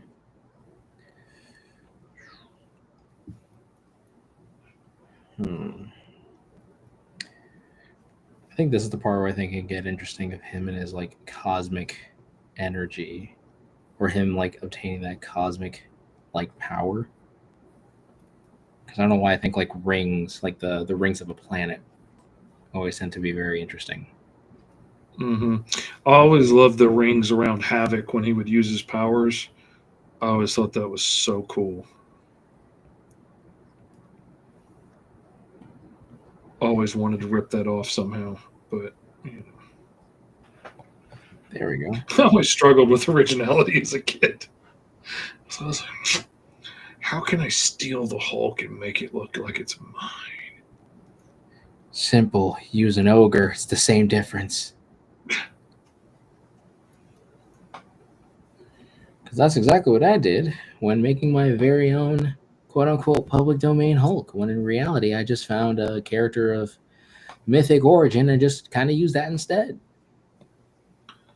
I did a. I basically made the Hulk as just a big white dude in a New York Yankees outfit for God only knows what reason. I guess, because New Yorkers are badass, I guess, as a kid, I thought. And Because he's so, the New York Giant. yeah, see, that would have made more sense. But yeah, he was in a Yankees baseball outfit, which I soon realized was a really bad idea because that was a lot of junk to have to draw all the time and Mm. try and do the logo on his hat as a kid who could barely draw. And yeah, it was not a good idea across the board.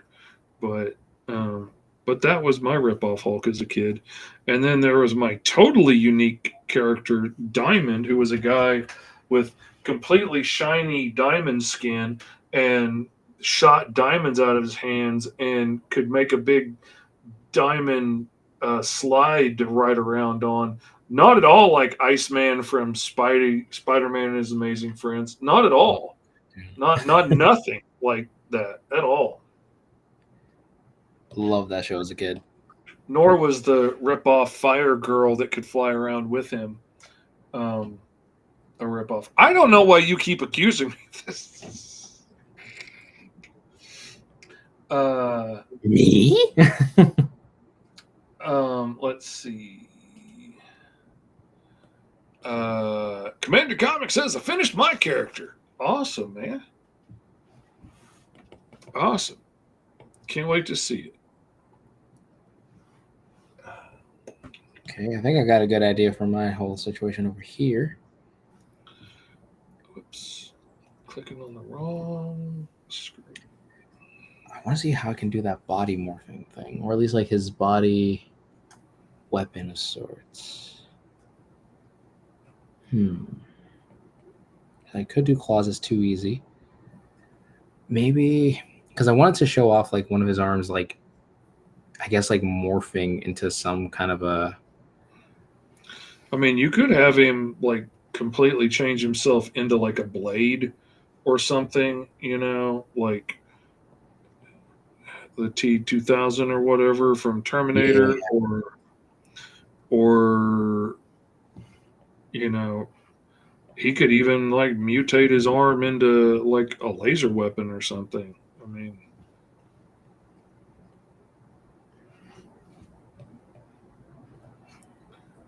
or maybe he, instead of claws, maybe he does like spikes or horns or something on it. That was actually what I wanted to do. I wanted to show Or off like the pincher, spikes. or turns it into like the stinger of a wasp or something.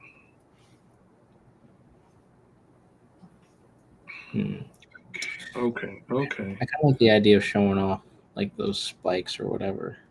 Now we're cooking with propane and propane accessories. That's how you cook with propane and propane accessories. That villain ain't right, I'll tell you what. I just think so. Look like he's wearing a punk rock outfit with spikes. I'm old. Plumbing don't work right anymore. I quote Cotton Hill far too often in my daily life, and nobody ever gets it. And I don't really care, but man, I quote a lot of Cotton Hill. He just said so many funny, stupid things. Not in the face. It's how I make my livings. I just freaking love that so much. Okay. All right. We got a green theme. Now, do we want to do a lighter green stripe down the middle, or do we want to do a yellow stripe? That's where the real question comes in.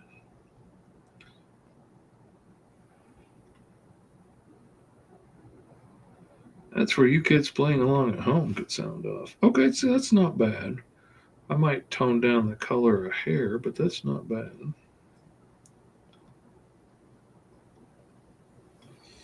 Okay, Tell them what they get. They get a copy of the home game they can download for free off of Instagram. Link in the comments below. Okay. I think that's a. I guess I can probably also show off like actual talons to an extent, like actual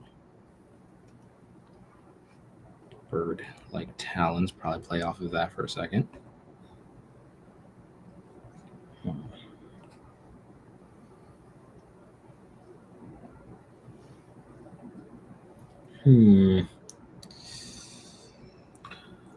Okay. There we go. There we go. Anywho's.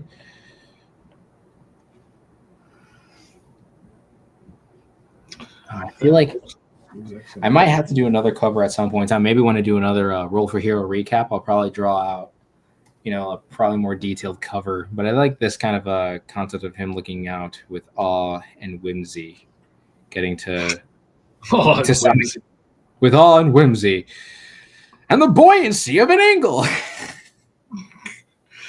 That has been bugging me so much since then. I've gone on several little tirades about that. Every time I tell somebody about what an awesome character we came up with on that show, I go on like a 5-minute tirade about the buoyancy of an eagle. It really, really bugs me. It shouldn't bug me that bad, but oh my gosh. Yeah. That just.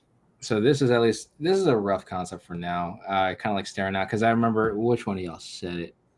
One of y'all said it over here.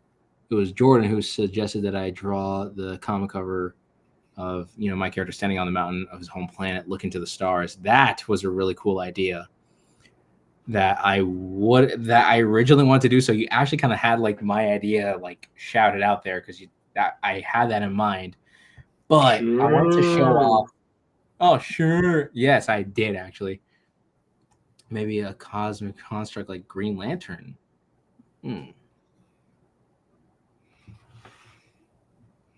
That's interesting. But anyways.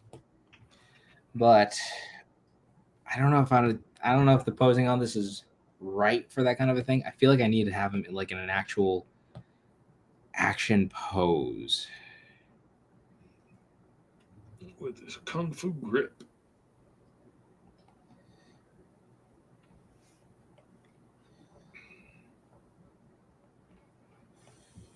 And that actually allows him to show off like his actual. Can I go straight to that invincible posing now I think about it?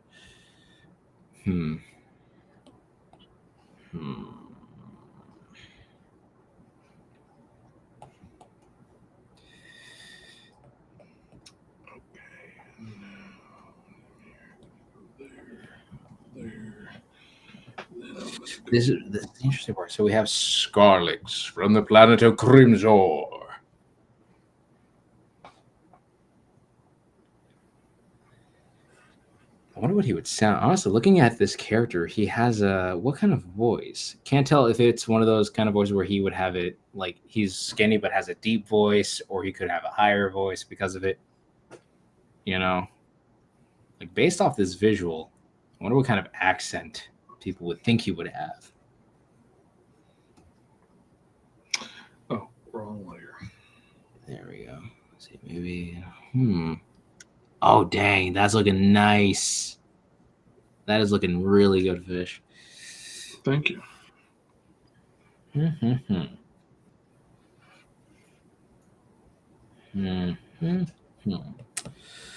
We shall see.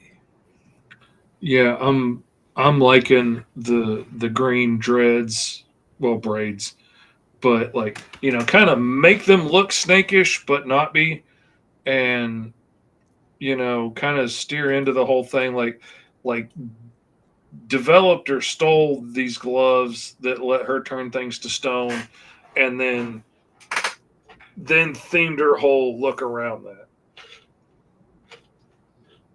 She's absolutely going to end up in something. She's probably going to end up in Green Zone because this is way too cool an idea to not use.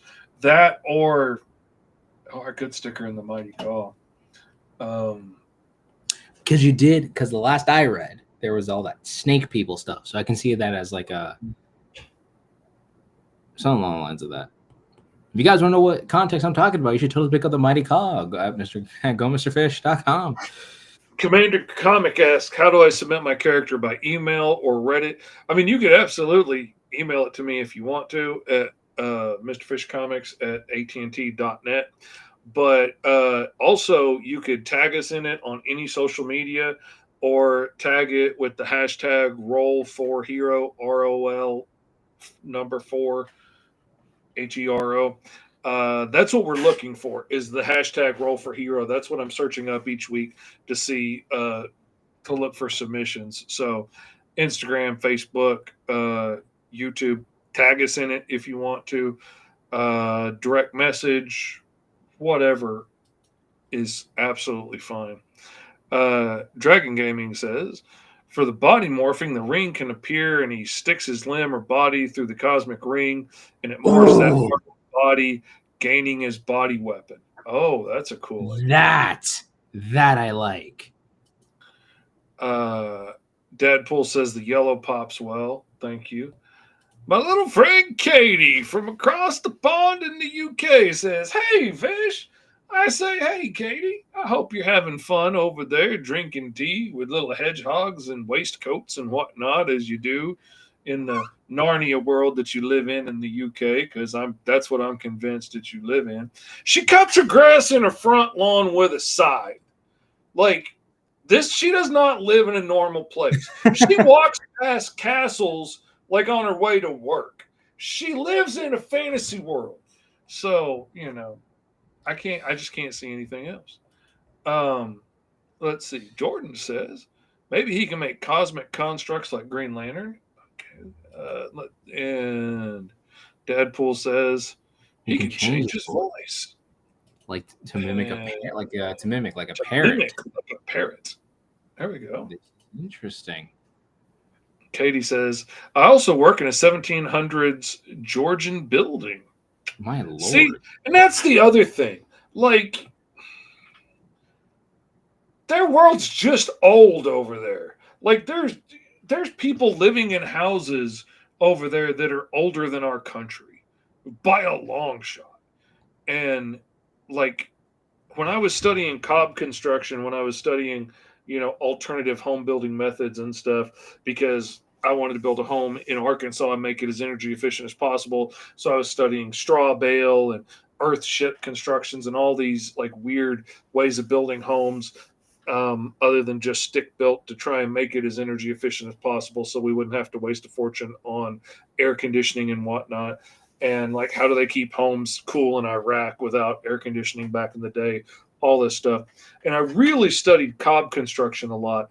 And a lot of homes in England were built with cob construction, which is basically like making adobe, but instead of making bricks, you just pack it in wads of adobe and just build the house straight out of one giant blob of it. You just keep laying rows, almost like a 3D printer, just building up the house as you go.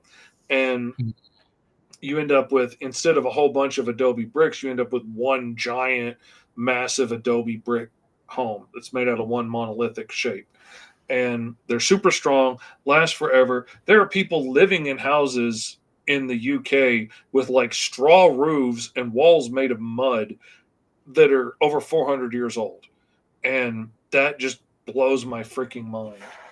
Yeah, ancient technology was definitely it is something, man. That I will say. Also, shout out to all my UK followers out there, for those in the UK, because I apparently have those too. So I send the character through the link. That's on Mr. Fish's end. You can absolutely email it to me if you want to. And all of our social medias are linked in the description. So you can just like click on my Facebook or my Instagram and send me a direct message with it. And I will download it and we'll show it off next week. Let's see. Katie says, I think the earliest building I've been in was from the 1300s. I can't even wrap my brain around that. That's what, like 700 years ago. That's crazy. We see that so casually. These drawings look awesome, by the way. Thank you so much. I I know tell you that I have what, you want to see awesome drawings. You don't want to go watch any of Katie's live streams or look at any of her artwork because it's just going to make you feel bad as an artist, and I don't want to do that to you. I love you too much. I'm warning you now.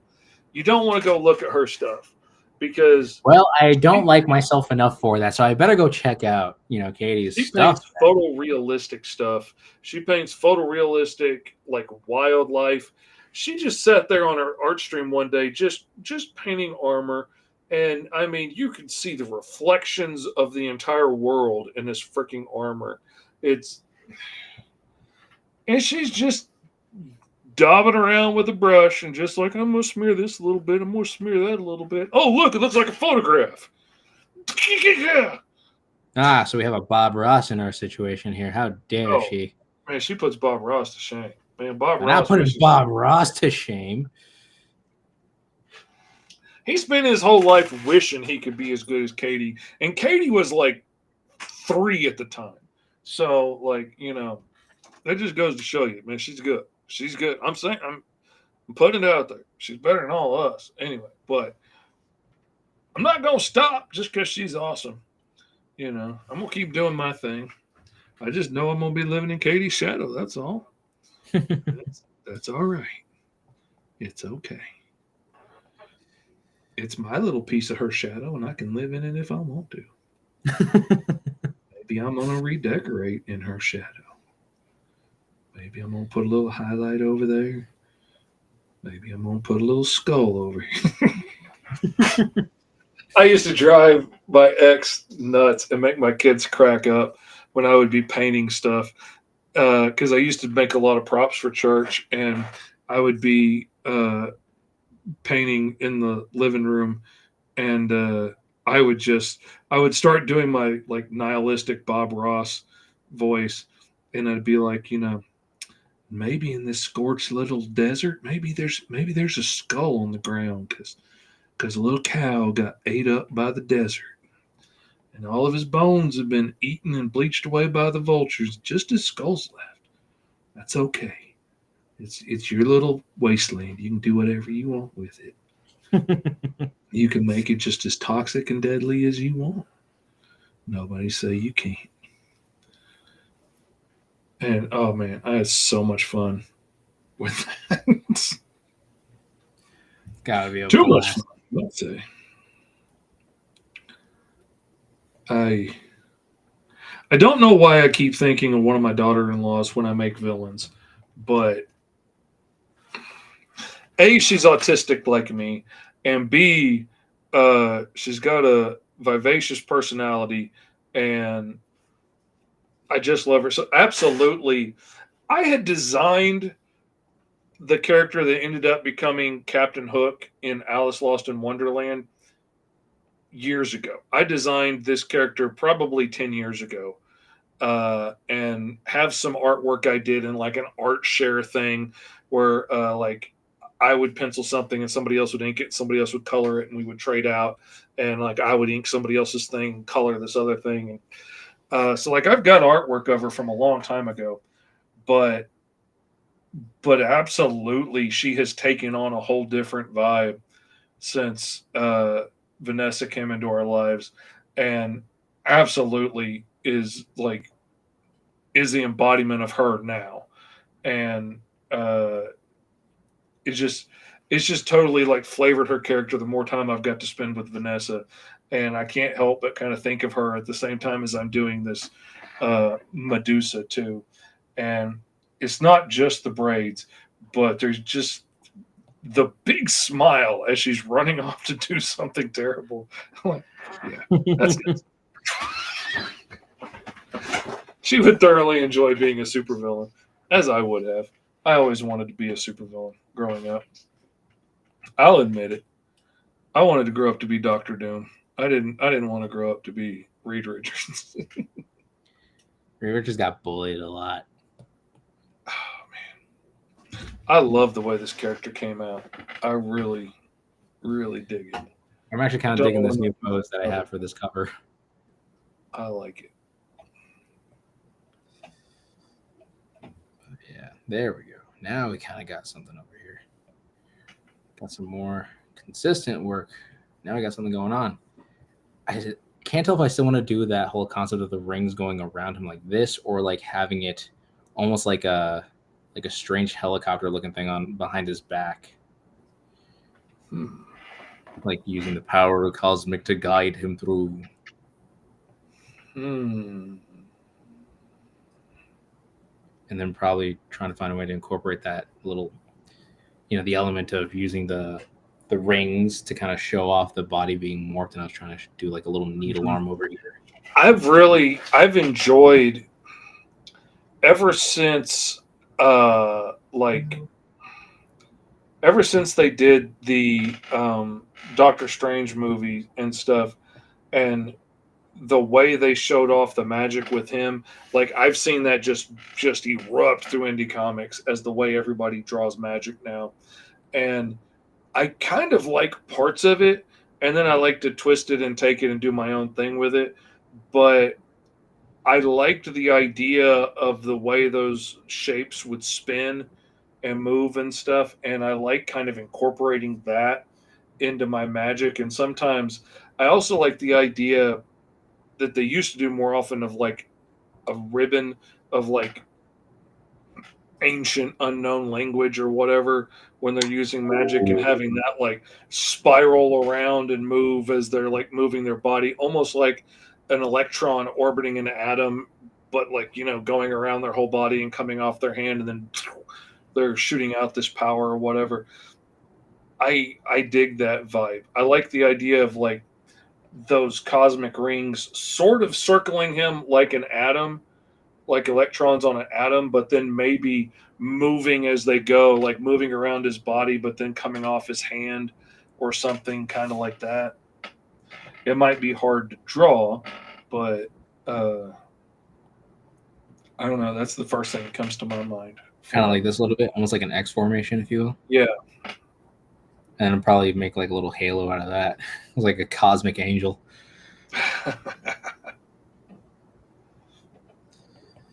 Very angry cosmic angel. There we go. That. And then I actually get to show like light as the ribbon of speed makes a blur around it. Says Commander comic, like the Matrix. And use some Kirby Crackle over here, because we gotta love our Kirby Crackle.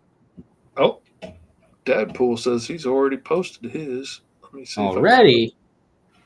Yeah. Oh, wait a minute. That's not the interwebs.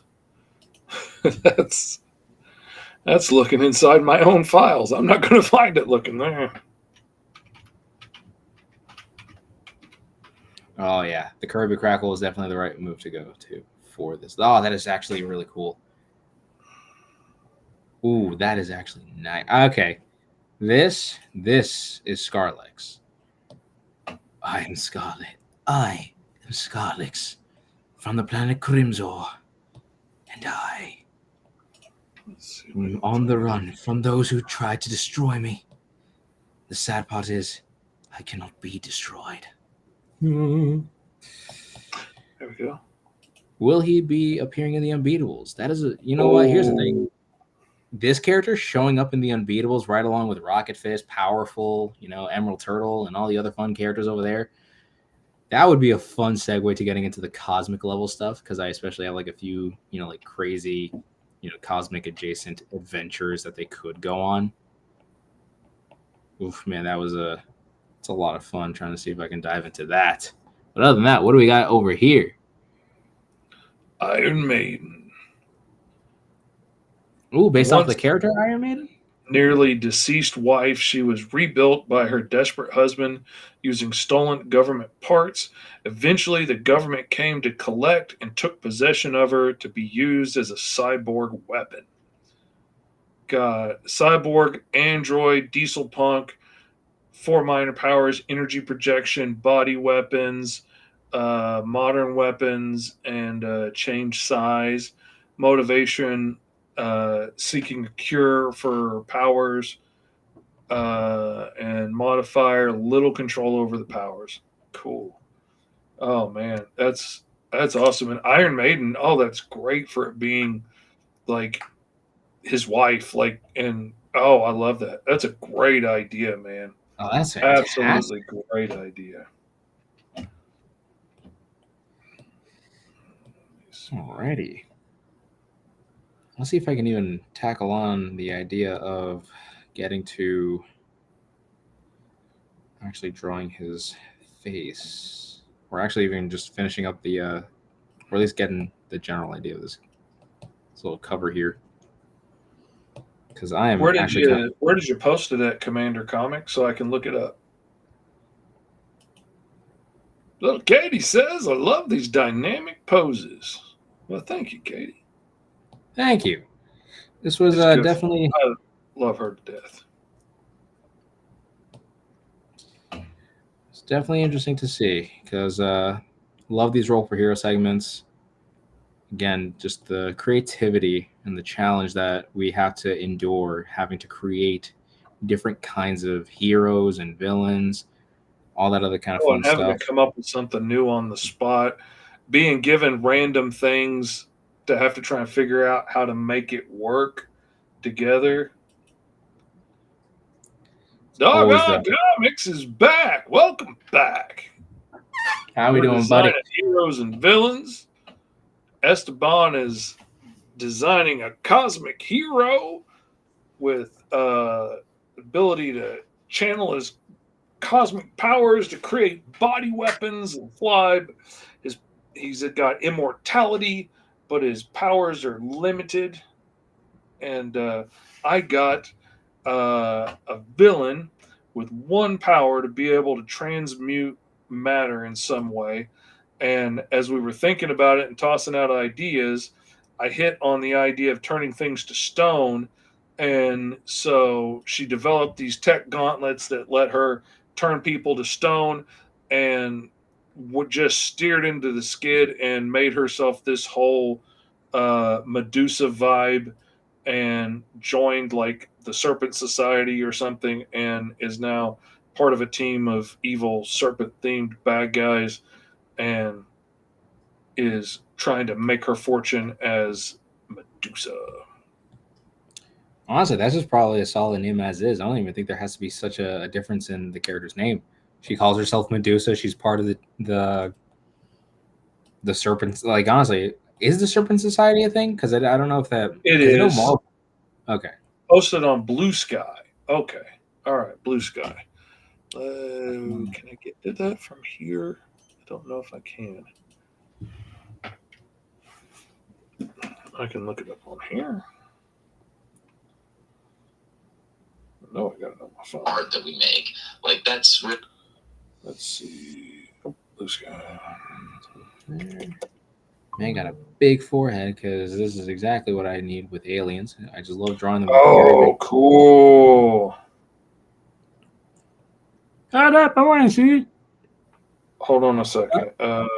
If anything, because I think I have a Blue Sky. Did you use the hashtag roll for hero? Yeah, it's on Blue Sky. And let's see. Cannot. Okay, come on, can we? No, I don't want to add it to my Of course, story. things don't want to work with me today. Okay. Send it to myself, and then I'm gonna pull it up over here.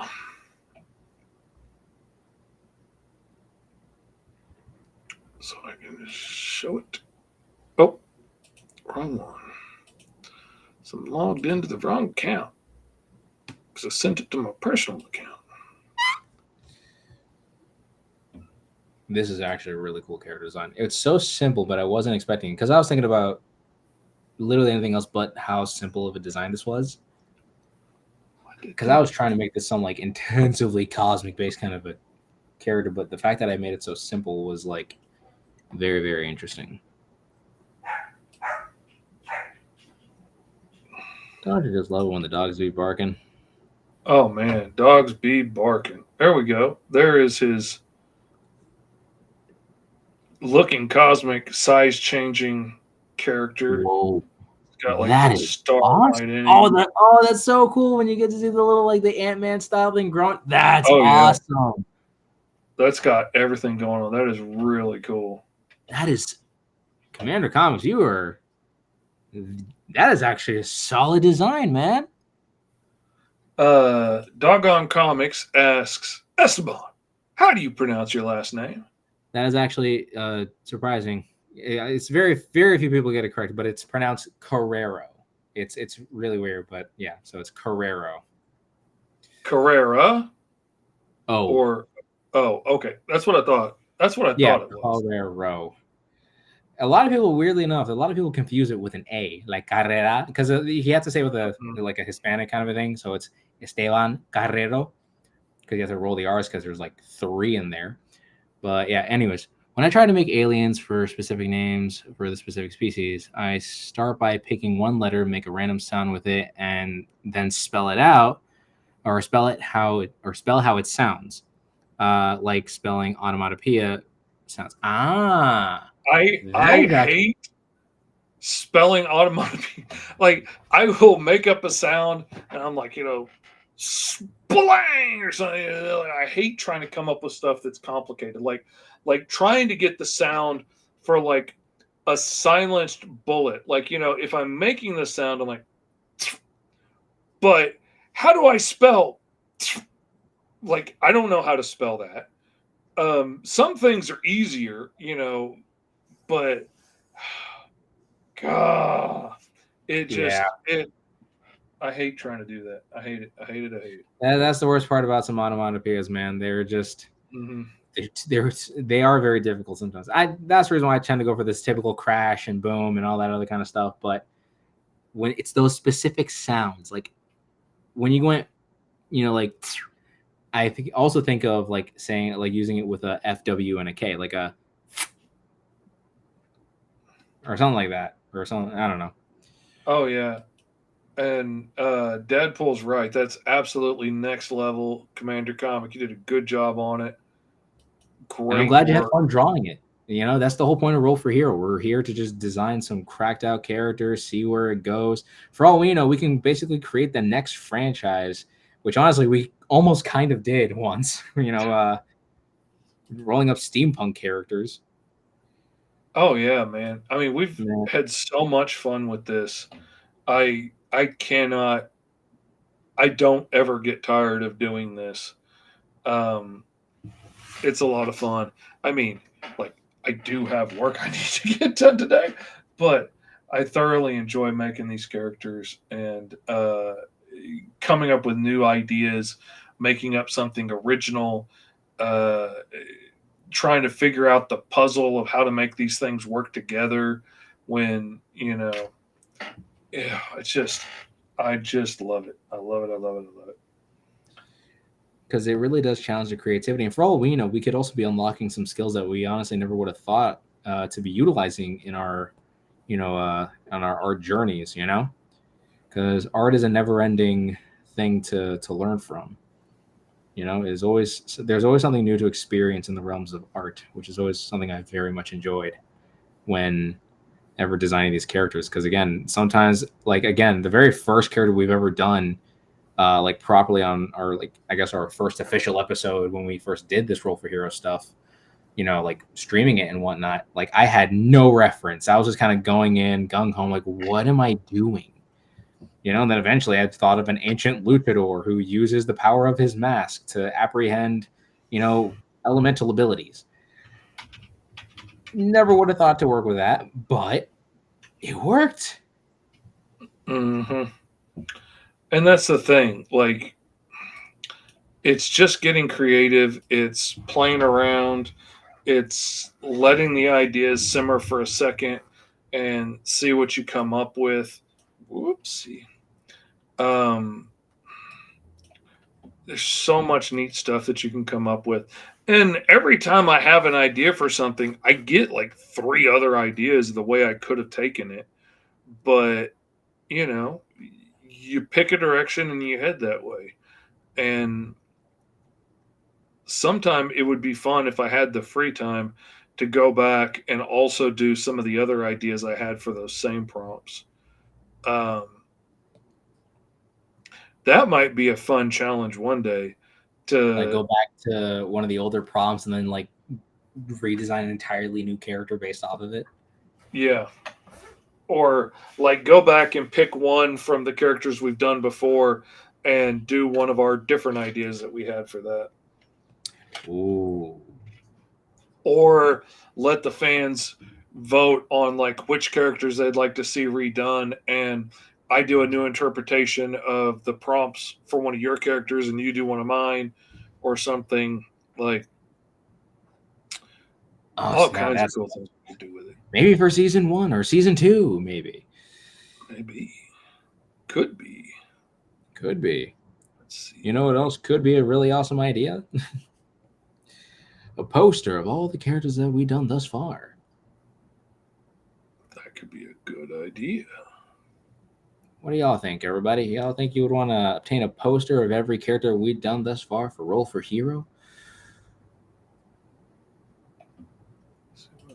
Let us know in the comments.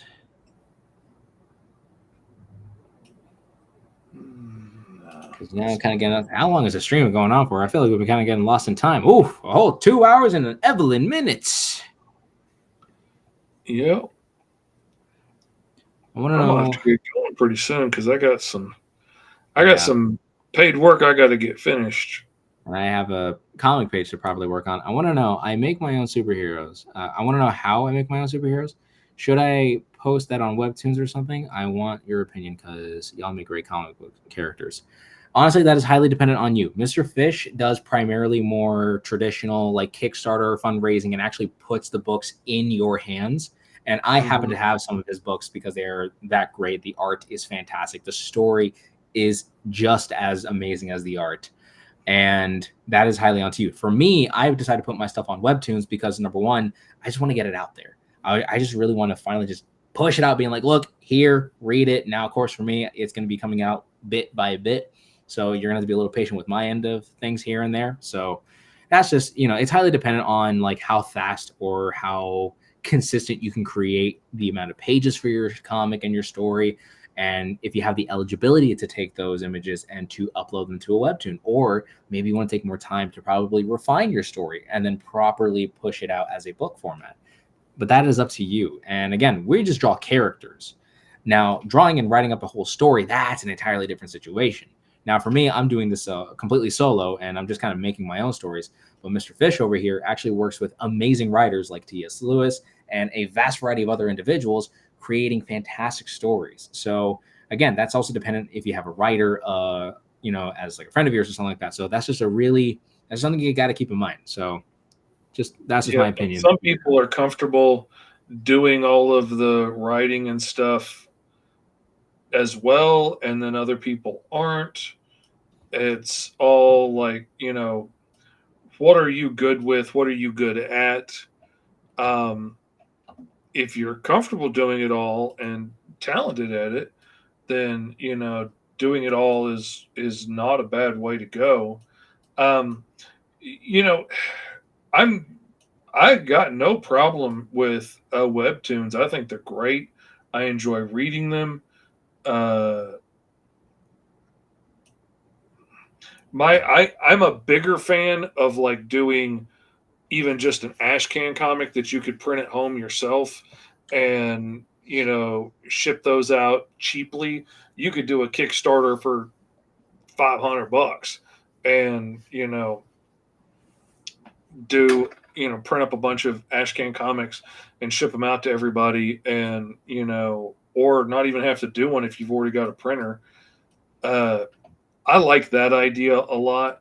I just got an ash can comic from a dude, and it was 20 pages long, and it was 2 10-page intro stories for 2 different characters, and I just absolutely loved it. It was so much fun. I couldn't get enough of it. I had to look the guy up, send him a friend request, message him right away, tell him how much I enjoyed his book. Absolutely loved it. And a little jealous I didn't do that with Alice Lost in Wonderland. I kind of wish I had just done an ash can, and then I could color it for the trade, and have even more reason for people to want to come back and buy the trade, to be able to see it in full color and all this stuff. But I kind of wish I would have just done it quicker and easier. But full color comics are cool, but They they are. And then cost more also, money to get done. They take longer to get done. Yada yada that yada. is true. So again, that's just highly dependent on like whether or not you want to get it out there. Like for me, I do plan on making the Unbeatables a proper printed book, but I just want to get the pages out there so then that way y'all can kind of see the art for what it is. So, and not only that, I'm not just procrastinating and saying, oh, well, it looks like I'm going to take it forever. No, I'm not giving myself any more excuses. I feel like I've held on to the pages long enough and I want to get it out there. Now, let's also see what Dadpool was trying to say. He says, how about you both roll aspects for character and we decide who gets to use which aspect for their character. So it's like we roll two different things and then the chat decides whether or not like, oh, I get this one, you get that one kind of a thing. Mm-hmm. That's actually very interesting, very interactive. Mm-hmm. What's it called? Jordan says, if it could pop up at least on my side over here, because I know it takes a bit while, a bit more here. You could do Public Domain, Legion of Doom, or JSA. Public Domain, I mean, it's possible. It's not completely impossible with that. But yeah, I mean, it is what it is. Like I said, I'm only doing like Public Domain videos once a week just to kind of, get that out there. And I also want to focus on making other content. Again, I'm focusing a lot more on my comic stuff now. But here's a little fun fact for y'all. I do take those Public Domain characters that I've done, and I will put those in my comic of the Unbeatables as either like other heroes that happen to live in this world. Some of them might be interacting with others.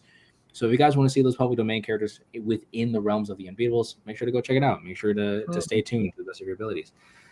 We have my cousin Caleb. How we doing, bud?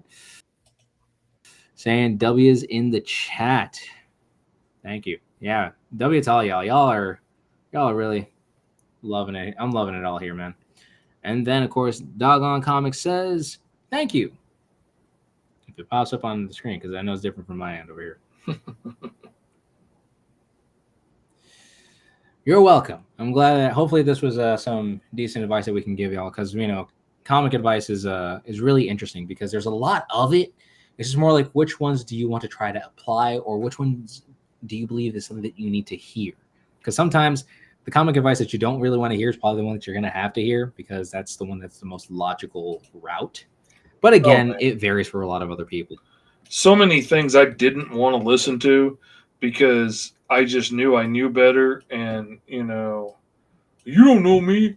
Well, no, but they know what's going to work and what's not.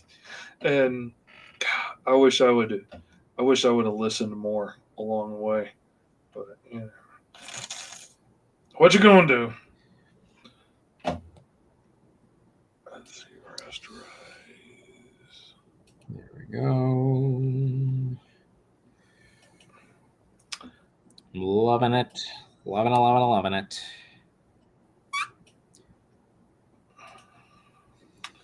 Now draw the belt buckle. Well, there we go. I need a good stone texture. If only I had a good friend from the UK that sent me pictures of cool textures all the time. Katie. But she stopped doing it. Oh, leave her alone. She's just trying to enjoy two weird uncles drawing out some weird characters. And it's probably the middle of the night where she is. I don't know. I don't have my UK. That is so true. She's on the other side of the world. It's in the other room. Oh, like a man. She's across the entire planet. Like Scoob and I were just trying to enjoy a cheese sandwich.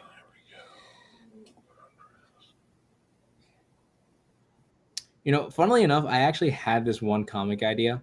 And the title was very interesting because when you said, like you have Alice Lost in Wonderland, I had this one comic called Welcome to Wonderland. Oh, yeah? And yeah, it had nothing to do with Alice in Wonderland, though. It was a completely, like, very, very, like, strange comic. It was kind of like in the same vein as, like, Gravity Falls. It was like a mystery comic. There was a lot of things that I would have had an idea for. You follow this kid who just newly, like, just moved into town. and he met this one weird kid who, was just kind of lying on the road just because. Again, this was like, and I drew it in the style of Adventure Time just because it was very easy to draw in that style. And that was the aesthetic that I had for it. It's somewhere here, but it was a whole thing and a half. And funnily enough, I kid you not, God is my witness on this. It was a character, the character that lied down on the road who was acting all weird and stuff. The kid's name was Fish. I kid you not. The kid's name was actually Fish. That's what I call him. I'm like, I don't know, just call him Fish or whatever. That was it. Little did I know that I think I unintentionally manifested the person that I would end up working alongside with. That's why that's one of the reasons that Chicken Little is one of my favorite movies of all time, even though most people don't even hardly remember it, because they had the foreign exchange student Fish in there, and he was so freaking weird, and I loved it so much because I was such a weird kid, and I just I love that character so much. Cannot get enough. That was one of my favorite movies. Chicken Little was so hilarious. And it's funny how they ended up because I also used to work at a KFC. They end up now having a permanent little menu item called the Chicken Little sandwich, which is like a little chicken tender in between buns, pickle, and mayo.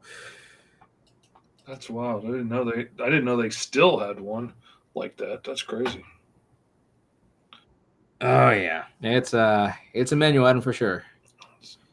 Other than that, though, I think I got the general gist of this entire thing. Now I just had to draw those little cosmic circles and rays and all that other kind of stuff, especially the Kirby crackle. Love the Kirby crackle. I find it funny how that's like a term used in comics now. Mm-hmm. Kirby crackle. Where is it at? Where are you at? I was drawing. No. There we go. There we go. Maybe we'll try it. Because I meant to just add on the tattoo here. I'm gonna tell you this now. Ever since, because I'm so glad I asked you the question on like how the heck you keep your buildings consistent. Because man, little did I know that would help me out so much in the long run. Oh my gosh, that was the most like.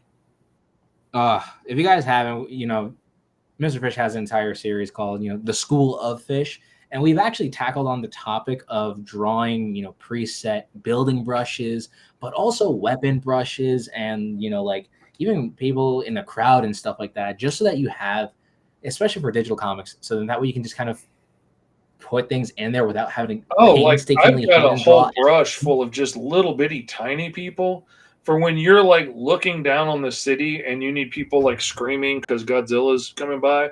Like I got a brush full of just little tiny shapes of people.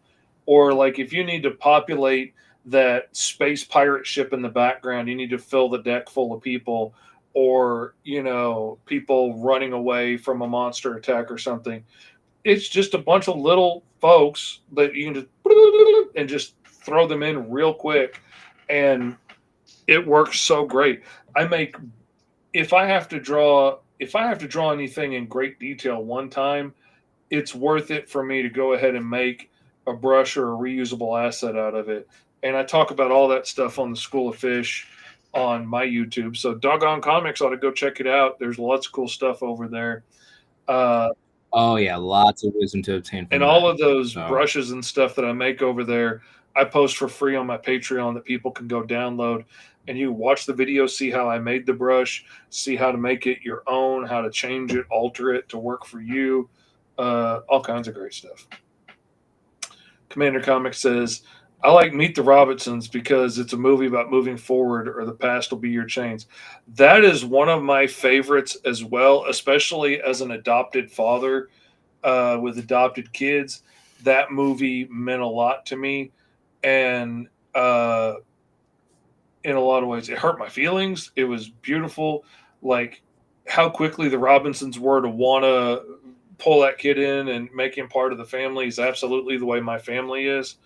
I love that movie, and I wish it got more respect because it's one of the only movies it's one of the only movies that deals with a kid in foster care or adoption or anything like that that doesn't have him go back to his birth parents and live happily ever after. And which to me is a horrible fantasy to be giving to little kids that don't live with their birth parents, because that's not always going to be the case. Like, luckily, as grown adults, my kids managed to reconnect with their birth mother now that she's a few years sober and is out of prison and stuff, and they're getting to have a great relationship with her now. That never would have been possible until the last couple of years.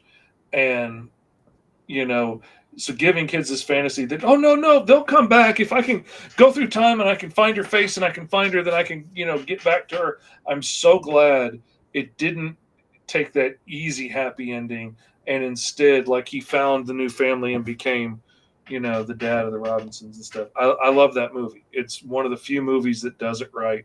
Almost every other movie cheaps out and gives kids a lesson that, is ultimately pretty hurtful to a lot of kids.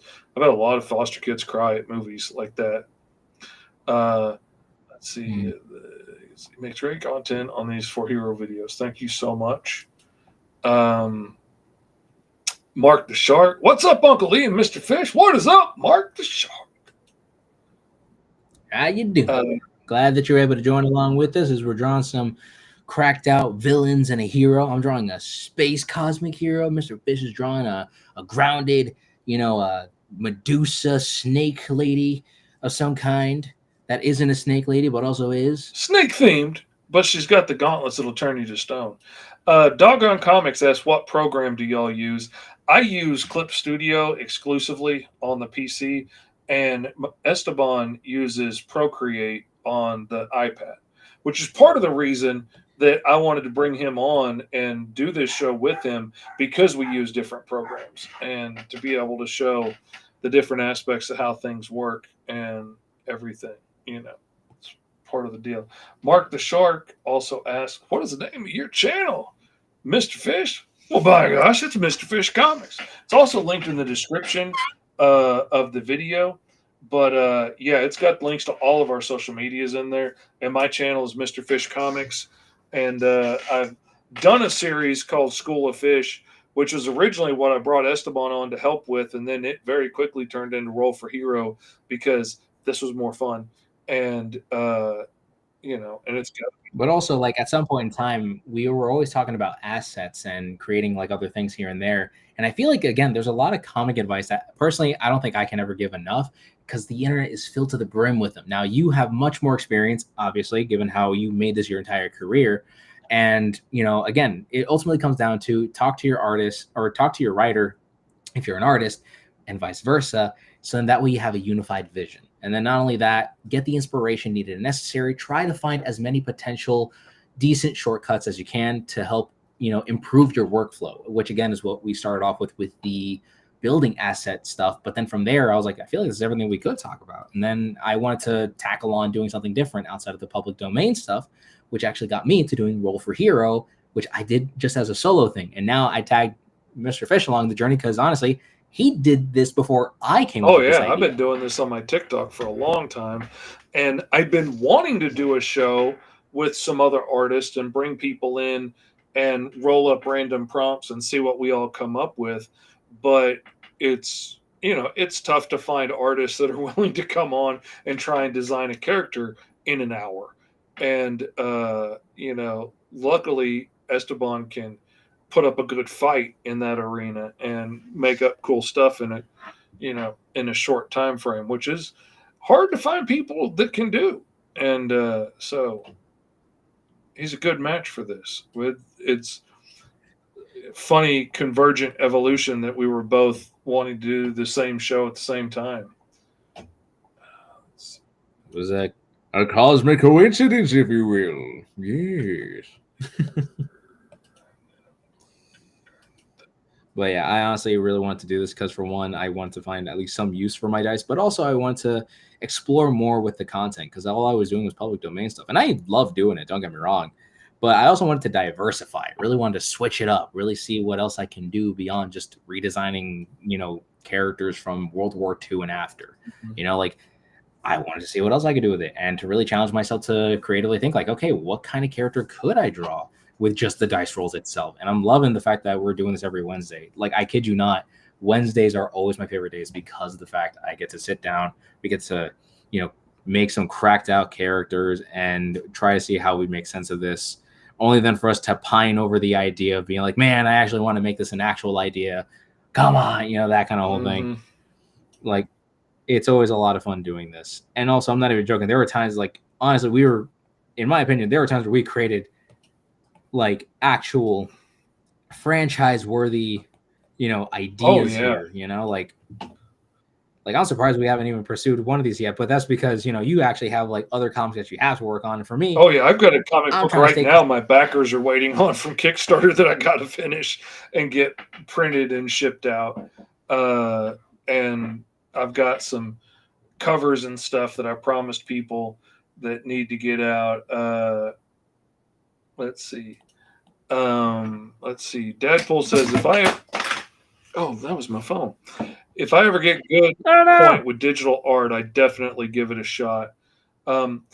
It's a learning curve for sure, but there's a lot of nice aspects to it, and it does save a lot of time. There are things that I miss about working traditionally. Like, there are things I can do with the flick of a wrist with a brush that are a lot harder to pull off digitally. But because it's my job, I have no choice but to do digital because it just lets me work so much faster and so much more efficiently and fix mistakes and stuff so much quicker. And if somebody wants drastic changes to the art, I don't have to scrap a page and start over from scratch. I can just manipulate what I've got. There's no choice really as a job. It's just so much better. Mark the Shark says, I give you guys prop on the work you guys are doing. Thank you so much, man. Says, what characters in the public domain have you guys used in your comics? I've done a whole lot of comics for standard comics. The Sentinels series, I just finished issue 12 of the Sentinels, and it's got all kinds of public domain characters in it. We've had Man of Metal, Magno, Nelvana, TNT Todd is in there all the time. All kinds of public domain characters. Black Orchid, Grim Reaper are some of the main characters that are in almost every issue, along with some characters that the writer has made up himself. And he's really brought me around on liking public domain characters. The American Eagle redesign we did last week, I cannot get out of my head, and I really kind of want to do something with. But I got so many books planned already that I got to get done. I don't know when I would have time to do it. Doggone Comics says, what program are y'all using for drawing? Procreate, Clip Studio. And Dragon Gaming said, these characters you make on Wednesdays become too good to ignore. Man, I'm telling you, man. For real. That's like one of the most annoying parts about this because, again, like one of the first ones was I ended up coming up with like an Aztec inspired, warrior who gets elemental powers from their helmets that they wear, and I called it the Primal Empire, and I'm so mad because that is such a franchise worthy name that could turn into an entire series, like spin-offs and sequels, prequels to everything else in between. And I'm putting up like I would love to work on that concept, but just so that I don't go off on the idea of making 1,000 different first issues and barely finishing anything, I'm going to stick to the one comic right now. That's the problem. And keep going. I would love to start on American Eagle comic right now, but then I'll end up with another like 100 first issues and no second issues if I keep doing that. And like I got the Mighty Call to 4 issues. I got Green Zone to the 4 issues to the end of their first shift, which is going to be the majority of the trade when that comes out next year. I'm taking Alice Lost in Wonderland to the first 6 issues for that trade to get that first arc done before I go on to anything else. Because like I'd like to go back to the Mighty Caw. I've got other ideas I'd like to do as well, but I'm finishing this first arc of Alice for sure. Katie says, have either of you ever tried the drawing software Rebel or Rebel? I'm not sure how to pronounce that. I'm trying to get my head around it at the moment. No, I haven't even heard of it. Same here. And Mark, I mean, I've heard of Ibis Paint, so I mean that's all I know of. Mark the Shark says the Sorry, Sentinel continue. series is dope. Roy created a good series. See, you know my work because I've done like 9 of those issues. So yeah, the Sentinels is absolutely dope. I love it so much. And I did not like public domain characters when I got hired for that job. I low key was grumbling about it. I was like, why freaking use public domain instead of just make up your own characters? It's not like these public domain characters that good to start with. Now he's brought me around. He's made me fall in love with it now, and I get why people like them now. But yeah, it took some time for me to come around on that one. Dragon Gaming says, just make sure to write down those great concepts. Dude, I have such long freaking lists in my phone of story ideas. Like we were just driving around on the way to my grandkids' house this weekend, and I came up with a whole new manga idea and had to write it down and send it to everybody I know. I was like, hey, here's an idea for another book I don't have time to make. Yeah, same here. That's why I also developed a series, or something that I would like to develop as a series on my channel called Concept Corner, where I get to just yap about a particular comic idea that I may or may not get to, or maybe I'll get to it, but not yet. Mm-hmm.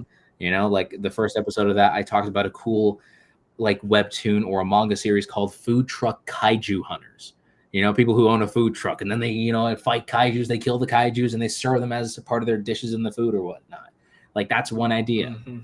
I would also love to do Concept Corner talking about what's it called? The Primal Empire, getting to expand more on the world of that, getting to see what it's like to live in a world where you get elemental powers from different like ancient luchador style masks, or you know, heck, the steampunk universe that we ended up rolling here, where we drew aliens that ended up having to dress up in their steampunk attire, coming to Earth, fighting off, you know, bad environmentals, corporate CEOs, and a hunter who's been granted the spirit of the hunted, or all that kind of stuff. You know, like that's why I want to develop more of Concept Corner so that I can talk about those ideas. So in the off chance if y'all really enjoy those concepts and you really want to see those and you really want to press me on for that, then I'll actually, you know, start putting in, you know, writing it out and drawing it out and all that kind of stuff. But you know, that's just my opinion or just my statement that nobody asked for. Little Katie says, you'll finish the entire run of the Mighty Call before I finish that cover. Haha. I just might.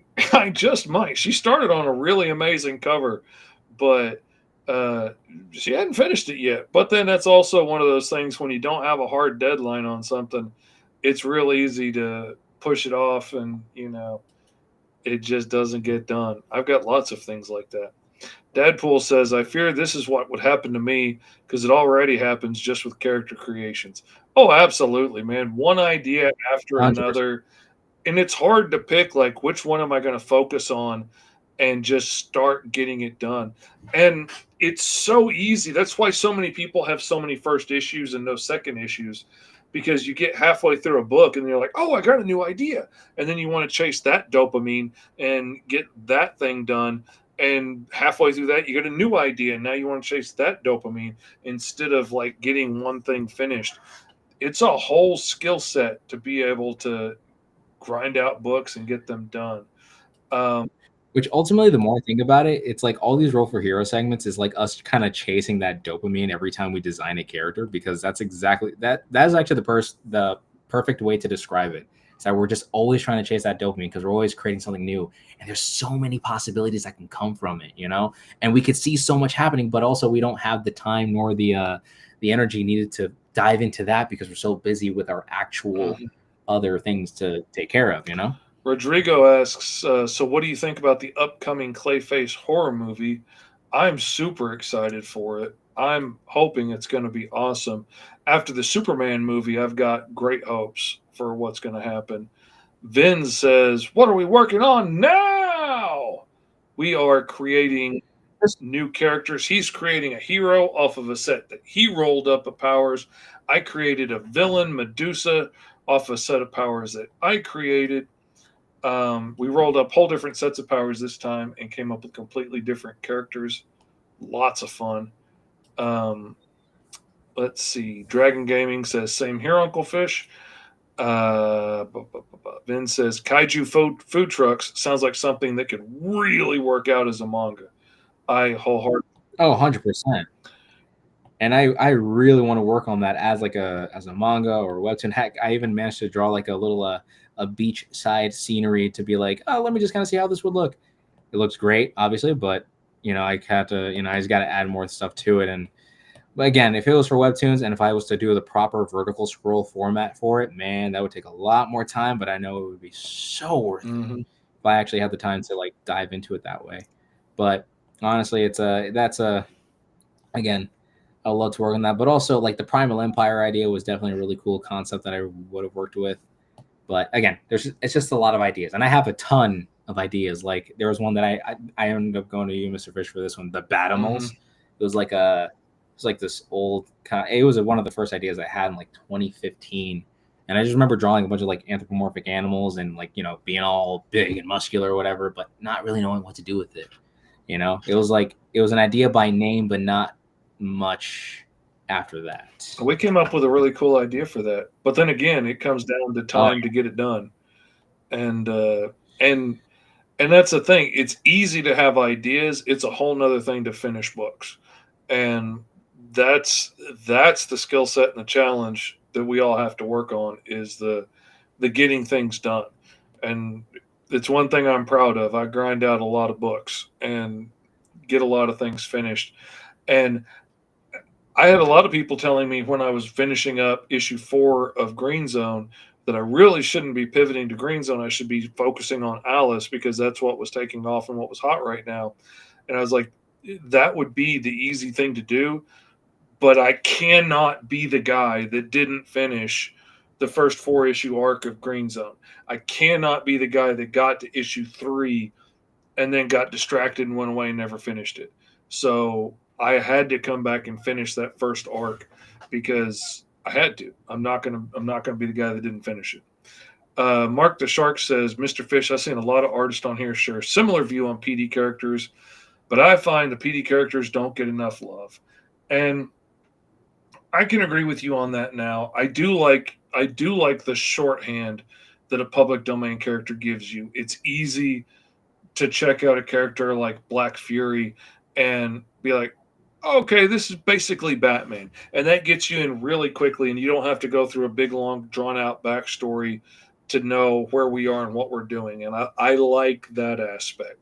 I don't think there's a whole lot of name recognition because other than a handful of old heads that, know these characters, and most of us don't even know them from remembering them. We know them from looking them up on like public domain heroes websites and stuff. So there's very few people that are actually like, oh, yes, American Eagle. He was one of my favorite forgotten characters. Yeah. Also, be sure to do your homework with making sure that you just do your homework when creating public domain characters, because there are some characters that you may or may not know could still be under some variation of a copyright. So even if they are claimed to be public domain, they could still be held under something else, or maybe somebody took the idea and just altered it in a way. So if again, just make sure to do your research, diving into characters, because the same site where I tend to get all my public domain characters from, which I think is like the public domain wiki fandom or something like that. That same site also happens to have like Blue Beetle, Plastic Man, Peacemaker, The Question, which are predominantly now DC characters. But again, that's also just due to some crazy and going on. Some of them, you might could use a character that is based on the original version of them that was owned by Charlton Comics, but you can't use the name on a cover or anything without getting sued. And there's a lot of them are in very tricky territory. And then again, my original issue with the public domain is you can never really own that. You can never have any real protection over it like you could like just the fact that my character is Alice Lost in Wonderland in my story, if I had kept it the original time traveling barbarian story that it was, then I could copyright that name. I could have that down as my thing, and anybody that ripped it off, I would have some protection over. Now, Esteban could go out and make a time traveling, Alice found in Wonderland, and completely totally rip off my idea. And there's really not a whole lot I can do about it because Alice is public domain. If he hits something specific that I did, like if he turns the Cheshire Cat into a big long snake cat demon thing with a million teeth, maybe I would have some room to complain because that was my unique take on that character. But it's still a public domain character. I don't have much room to stand on if somebody wants to rip me off. If my book got super popular right now, there's no reason for Netflix to come to me to license my book when they could just do their own ripoff of my idea. And there's not a whole lot I could do about that. So that is one negative to it. That is true, yeah. And I mean, heck, even by this metric, I should also mention, because I think I forgot which one of y'all asked about who, like if we use public domain characters in our comics. In my very first issue of the Unbeatables, I wasn't even expecting to use the character, but I ended up redesigning my rendition of this character called the Green Turtle.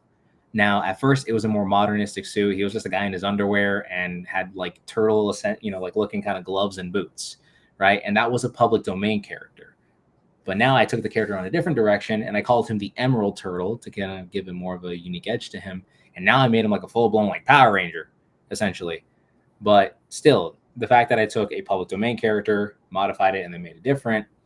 Again, I can own the Emerald Turtle, but I can't own the Green Turtle, even if I did, God knows how many different renditions of the the Green Turtle stories and whatnot. That's still in public domain. Anyone can use it. Mm-hmm. So that's why I'm trying not to use so many public domain characters, because I have original characters and so many other ideas and characters for my unbeatable story that aren't strictly from the public domain, but from my own imagination.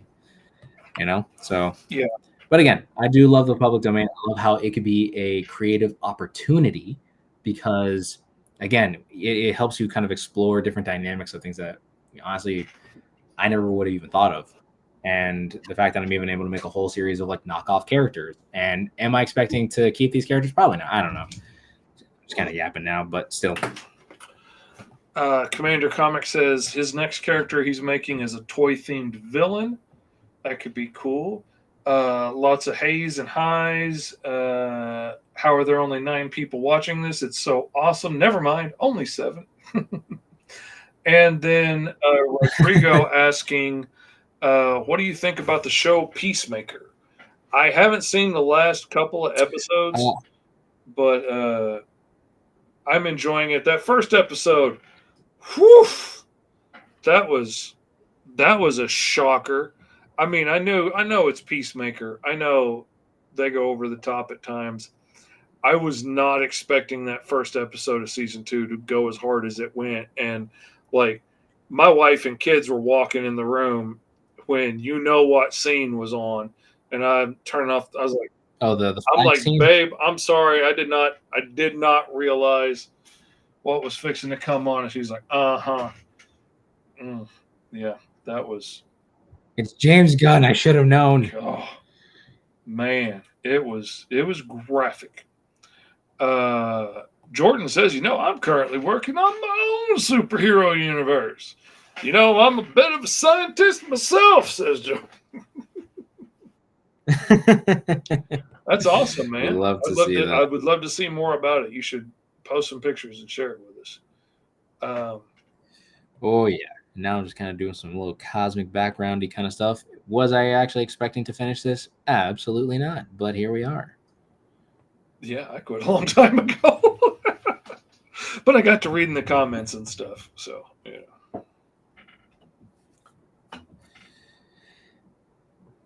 Let's see. Rodrigo says, what do you think about the Suicide Squad 2021?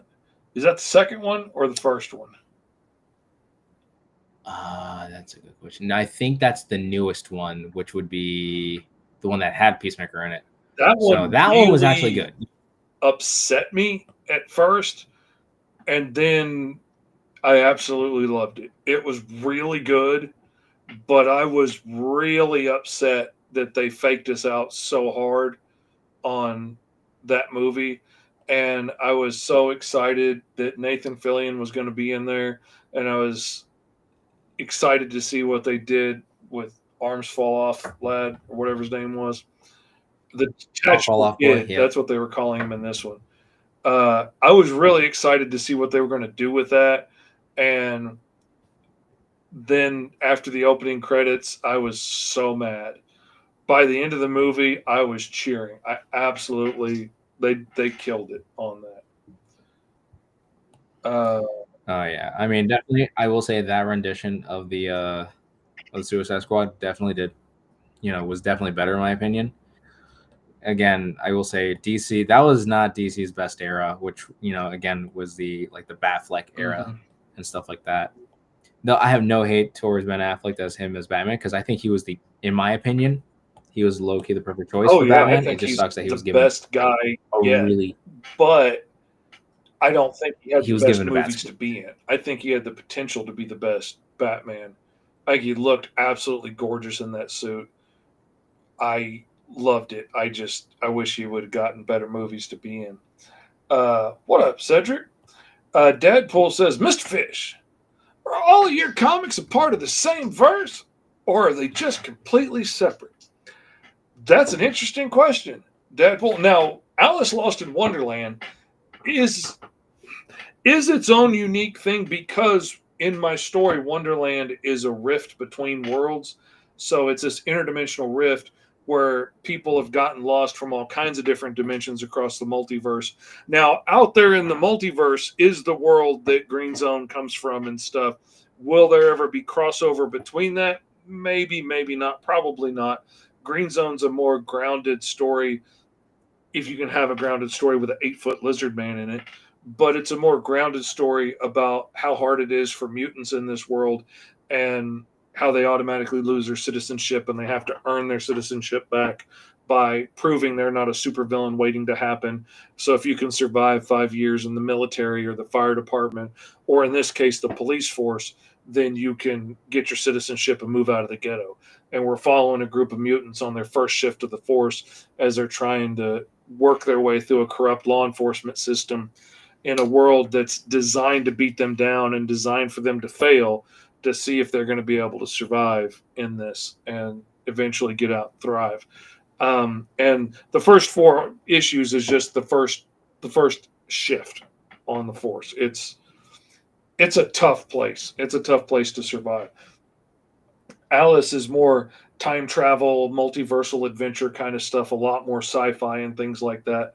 Now, the Mighty Caw, the Cro-Magnon, takes place in outer space. It's a bloody R-rated love letter to Saturday morning cartoons. It's a bird barbarian killing his way across the galaxy in this big space epic. But if you follow the clues, and if you happen to get the limited edition like fishtail anthology books that I did and stuff, and if you read some stuff in if you read the Mighty Caw handbook, and if you read some of the stuff that's going to come up, some of the extra stuff that's been done in other places and published other places, that's going to be in the Green Zone trade, then you'll realize that the Mighty Caw crash lands on a far, far, far future version of the world that Green Zone's in. So, like, there are some hints of things that still exist in Caw's world from this world, even though it's millions of years later in the future. But so technically, they happen in the same verse, just not in the same time frame. Long way to get around to that answer. Mark the Shark says, what advice do you guys have for artists who wants to start a comic but hasn't reached the level of his art skills required? Practice, practice, practice, practice, practice. And practice makes improvement, not perfect. To imply that there's perfection implies that there is a standard that has to be met. There is no such thing as perfection in comics, because again, comics are very, very different. The medium itself is a vastly different thing. We have web comics and the vertical scroll platform. We have the classic comic books. We have mangas that are read from a completely different direction.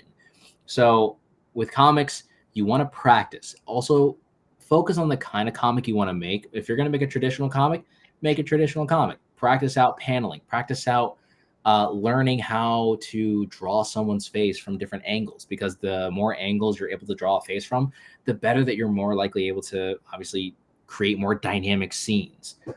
Just practice makes improvement. The more you can improve your art, the more you have the experience to actually get stuff done, especially when a writer gives you an extremely detailed script as to what happens in panel 1 all the way to panel 49 or some junk like that. So practice makes improvement, never perfection. I would also say start making comics. Like, it doesn't have to be your magnum opus story that you really are dying to tell, but start making short comics, short stories.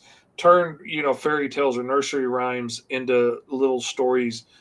Set them on an alien planet or something, or what if it was about pirates or something, and start making little comics, because the practice of making panels, telling a story from panel to panel, page to page, getting people to look consistent time and time again, all of those things, the practice of doing it is going to take you so much further, so much faster than just doing one drawing a day in a sketchbook.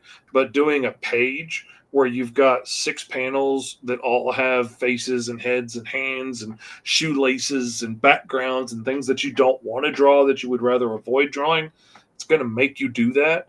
And the practice is invaluable.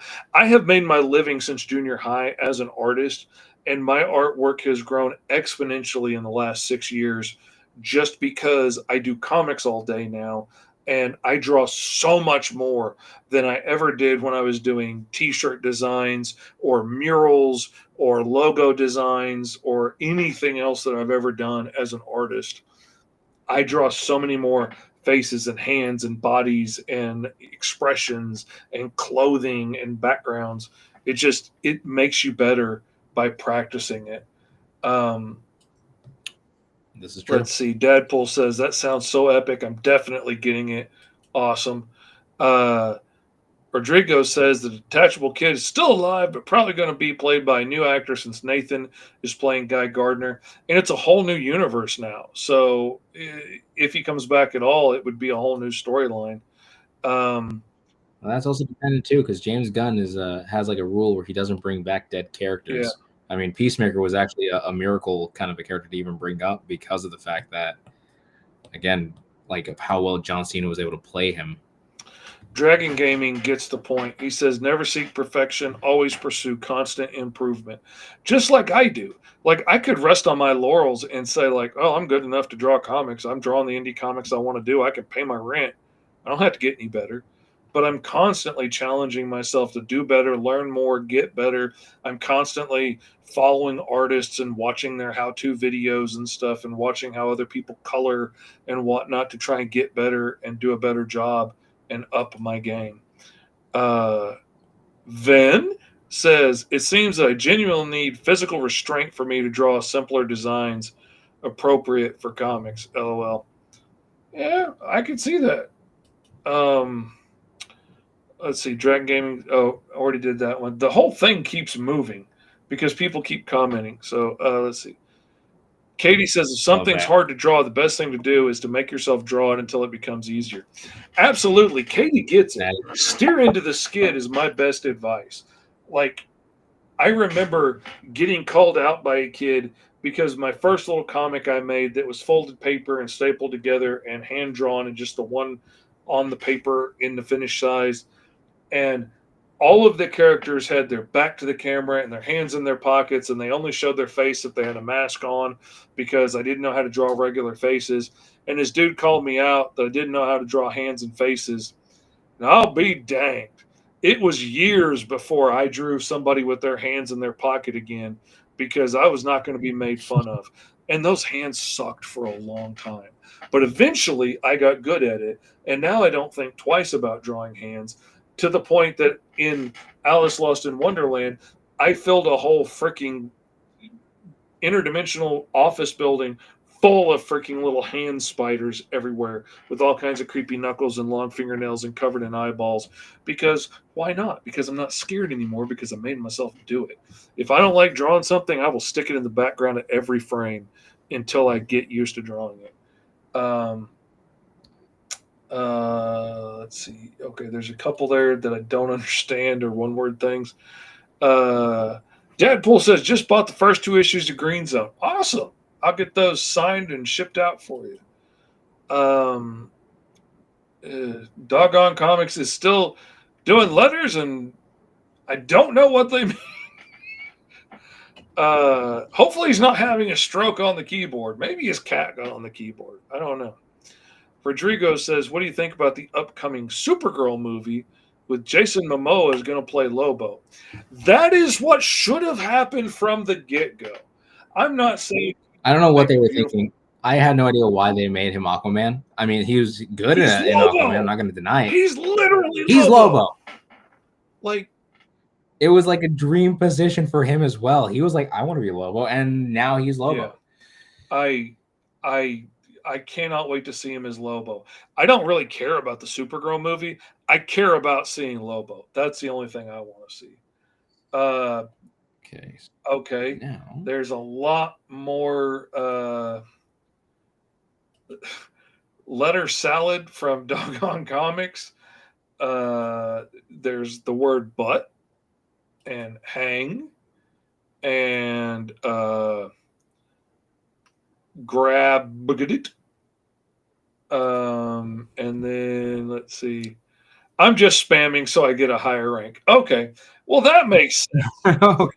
Like, that's right. I was legit worried for a second you were having a stroke or choking or something.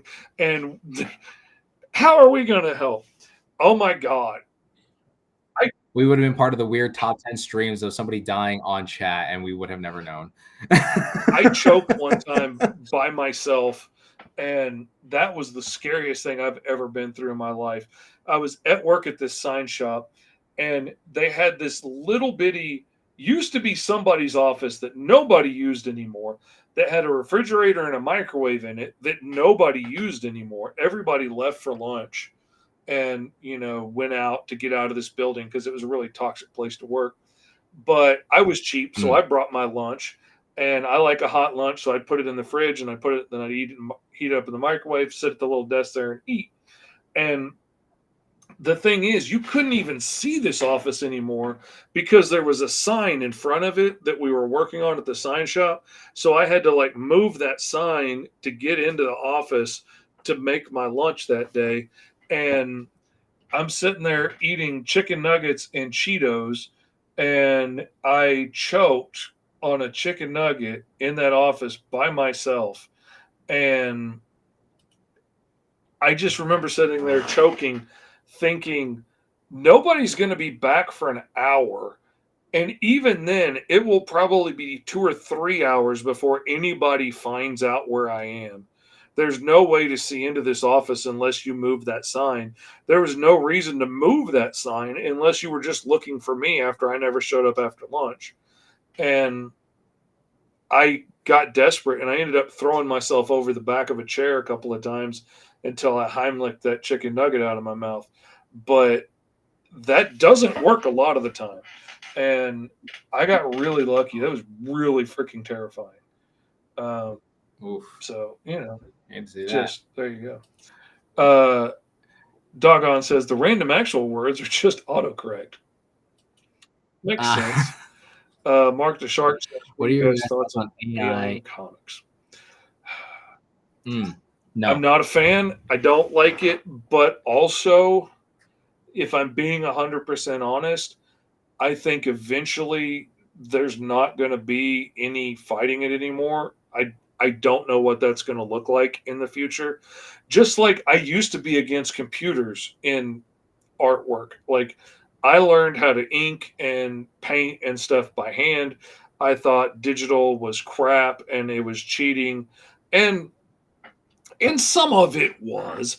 I mean, like, if you take a photo somebody else took and then manipulate that a little bit in Photoshop to make something new out of it, you didn't really make anything. You manipulated something somebody else had.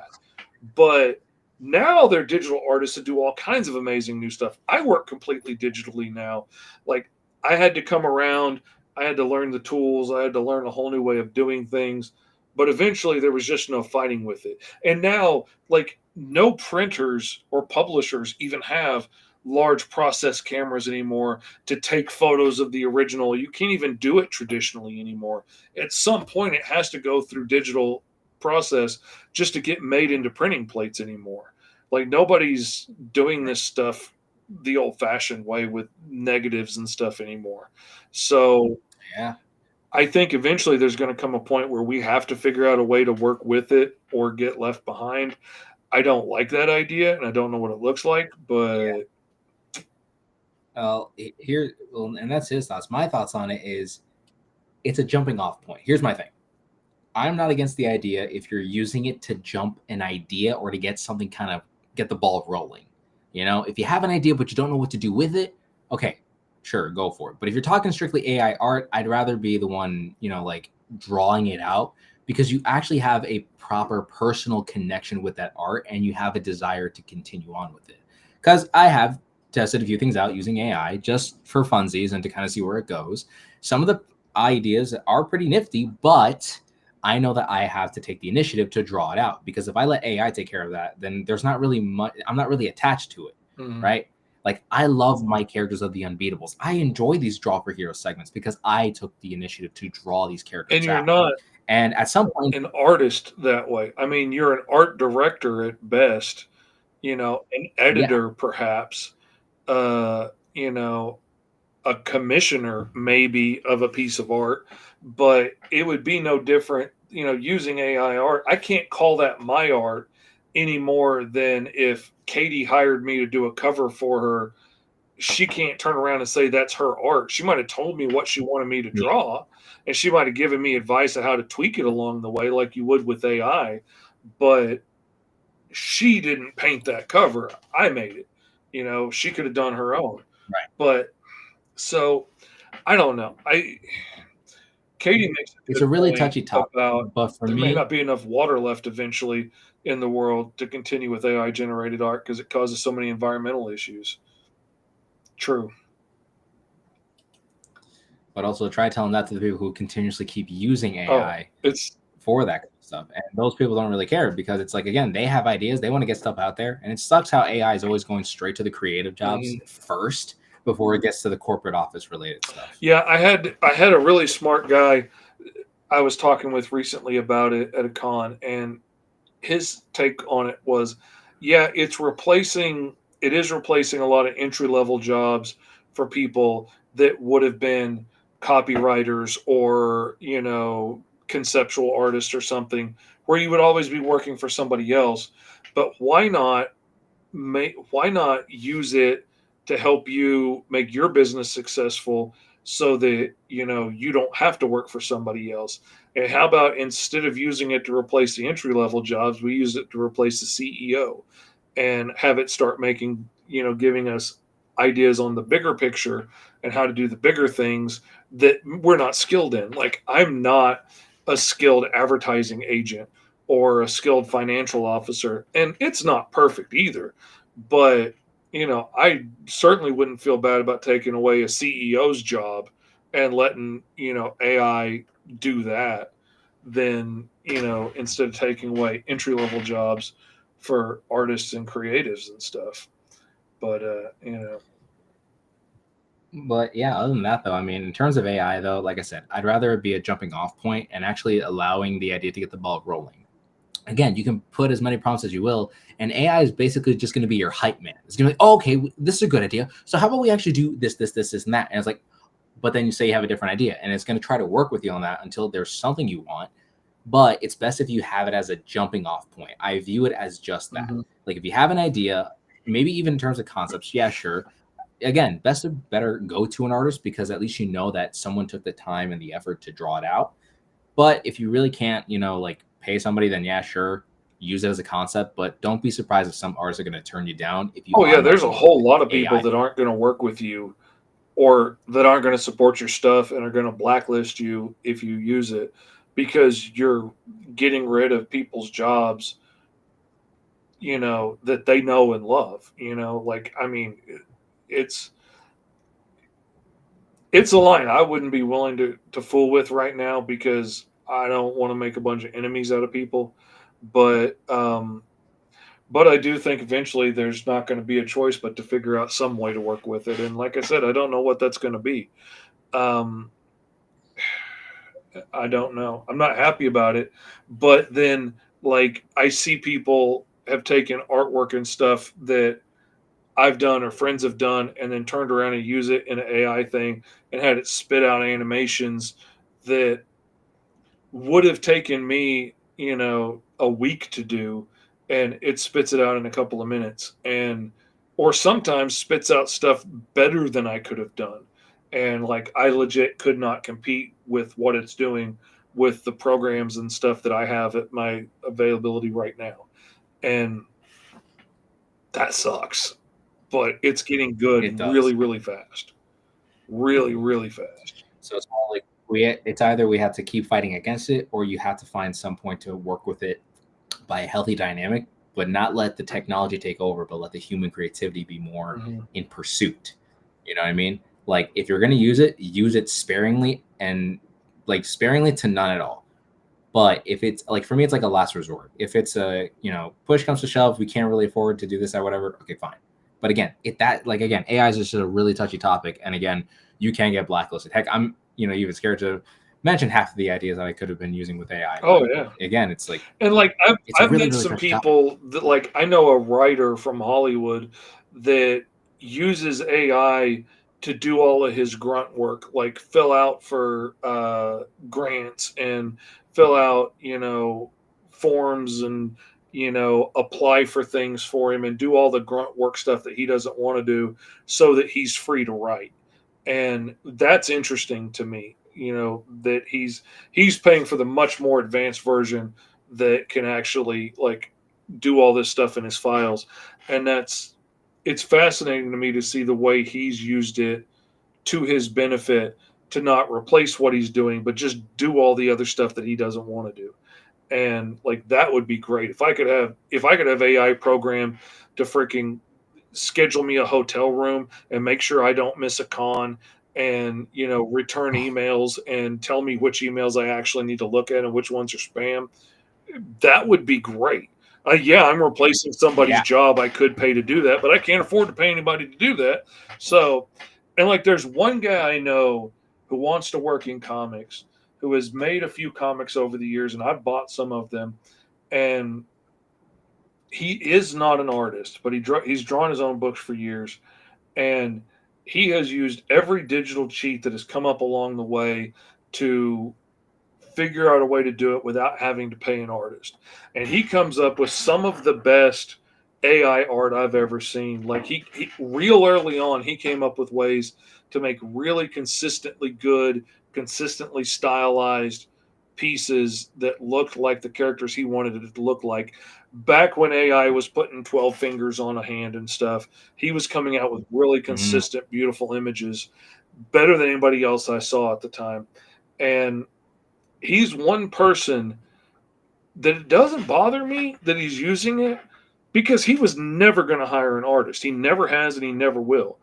Like, he would rather pay for a program full of 3D models that he can position into shape, and then scribble draw over those 3D models to end up with a finished product, instead of paying somebody that knows how to draw figures to do it for him. So in that instance, nobody lost a job to that, because he never would have hired anybody. So that's one, like, case that's almost Do like you think the reason why you like? where, Do you think I was gonna say there's yeah, it's like, it's a unique sorry. case where nobody was going to lose a job to that. Whereas, somebody else that signed a contract with me to design a character for them has now decided instead they're going to go to using AI. And instead of paying me like the contract said they were going to pay me to do this thing. And that's hurtful, because I am literally losing out on a big job to this, because they can, pay an intern to type stuff into AI for nothing. And that stinks. Because Katie says, I know a fair amount of people who have the view of, if you couldn't be bothered to write it or draw it, then why should I be bothered to read it when it comes to AI stuff? And yeah, I absolutely agree with that. Favorite punk genre, like for world building stuff: steampunk, solar punk, atom punk. Ooh, atom punk. I need to check that out. There's actually a few that I do know. There is one. There's sandal punk, which is basically like desert or that kind of other thing. I don't know what the proper term for it's like, but on desert. So that's sandal punk. Then the opposite of it is like, I don't know the proper term for it. I'm gonna call it aqua punk at the moment because I have no idea what it's called. But it's like very like underwater, very okay, cool. very, yeah. Also, hold on a second. So, first time in your lives, but have been watching for a few months. Honestly, great comment about AI. I agree with a lot of the points you guys are making. Keep up the amazing work. Thank you so much for that. I mean, again, topic of AI is very controversial, especially when, again, I primarily dabbled it with just me and my ideas personally. I've never really gone to anyone else with those because, again, I don't want to like keep that as a, I'd rather have that to me. I don't want to push that out and be like, oh, well, this is what the AI beginning, like to try and spur ideas. Like I was having trouble coming up with an idea for a design for this guy's costume at one point. So I typed my ideas in and it spit out like 10 different variations. But this was still pretty early on, like 2 years ago, maybe. And it was all blurry and nondescript and no details or anything. Like, but it gave me some points to jump off with for a drawing for TikTok. Like, nothing it gave me at the time was any good to want to use. Some of the stuff I see now that people are spitting out with it, I'm like, yeah, that's a pretty solid design. Like I could draw off of that and make an awesome looking book. It hurts my feelings how good it's getting so quickly. And yeah, and I mean, next thing you know, some person's going to be able to create, the next big potential franchise just using AI, which again, I wouldn't recommend it. I would rather, again, more human power, if anything. But unfortunately, human power does cost time, which does cost money because obviously we need to obtain finances in order for us to do what we want. Again, Mr. Fish his entire career is making independent comics using his skills in art that he has developed over a long duration of time. Yeah. And for me, I'm doing what I can to make that my career. So the fact that AI is kicking in, hurting me more than Mr. Fish over here because Mr. Fish got more consistent, clients. I mean, I've got some history behind me of knocking out books, but still, like, I'm pretty easily replaced by something that you can just type in. It's tough. It's tough. It's a scary world out there right now for people that have planned on making a living out of doing this. It's hard. My son's in that spot right now of like, do I go to college and study art just to come out and all the jobs are gone to AI, or do I get a business degree and do something, to make a buck instead that, I'm not going to love. And I can't argue with him for wanting to make a safer choice, in a world where you don't know what's going to happen in 5 years. It's tough out there. I've seen enough things change and enough things stay the same when they changed that, I think there's always going to be an opportunity for us. Just like, the special effects guys didn't go away when, 3D started taking over movies. What they do changed a little bit, but they didn't go away. And a lot of people love their stuff even more now, but it's a specialty niche thing instead of the full-time thing. And maybe that's what we're going to end up becoming. I don't know. But I also know you're not going to fight time.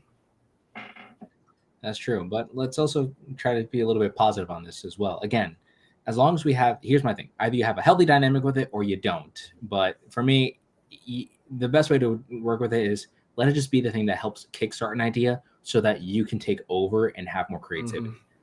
I would rather be the one taking more of the creative reins. And thankfully, that's more or less what's been happening with the Unbeatables.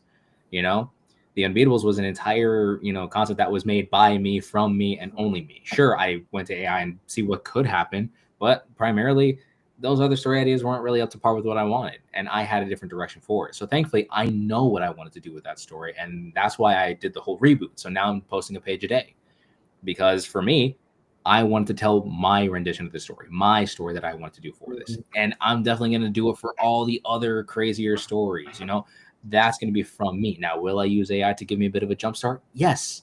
But it's not going to take over me creating the story, because it's my story, my idea. If it's your story and your idea, just let it be the jump start. Just use AI as the thing that ignites it, but then leave it alone.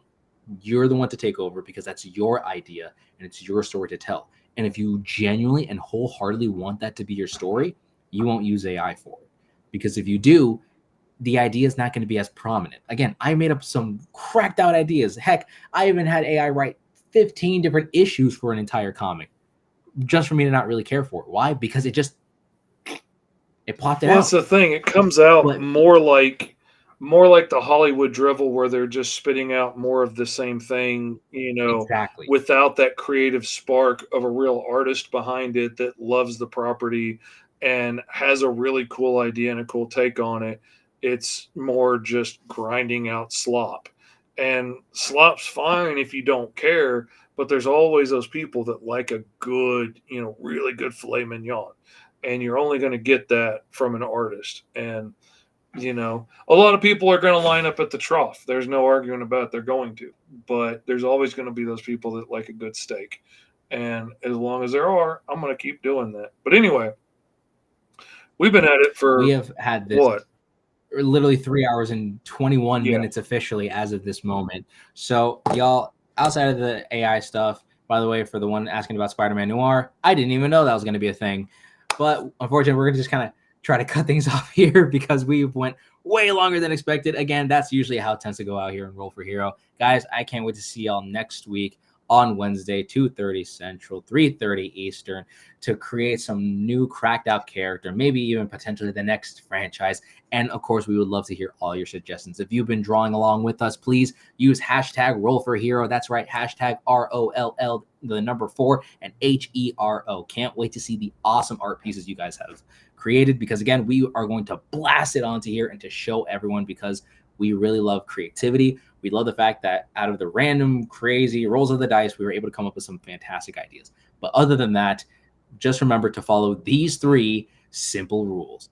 So make sure to stay awesome, to stay weird, and to keep life to the easiest. And of course, always remember that real art, good art, inspires all, but you can inspire more. And always remember, your uncles love you. Roll for Hero! And even if you were to have like a prompt of 10 different things, right? Like say if you had one prompt of like, oh, like here's 10 different personality traits, here's 10 different superpowers, here's 10 different drawbacks. I like coming up with random list of powers and then just see what I come up with. Imagine rolling just those things every single time. It's always going to vary. The possibility of that happening is, again, like a 1 in 10 chance, but it's like, it shows that there's an infinite possibility. Always something else cool right around the corner that we can come up with, because there's no end to the prompts. There's no end to what we can roll up. We're going to be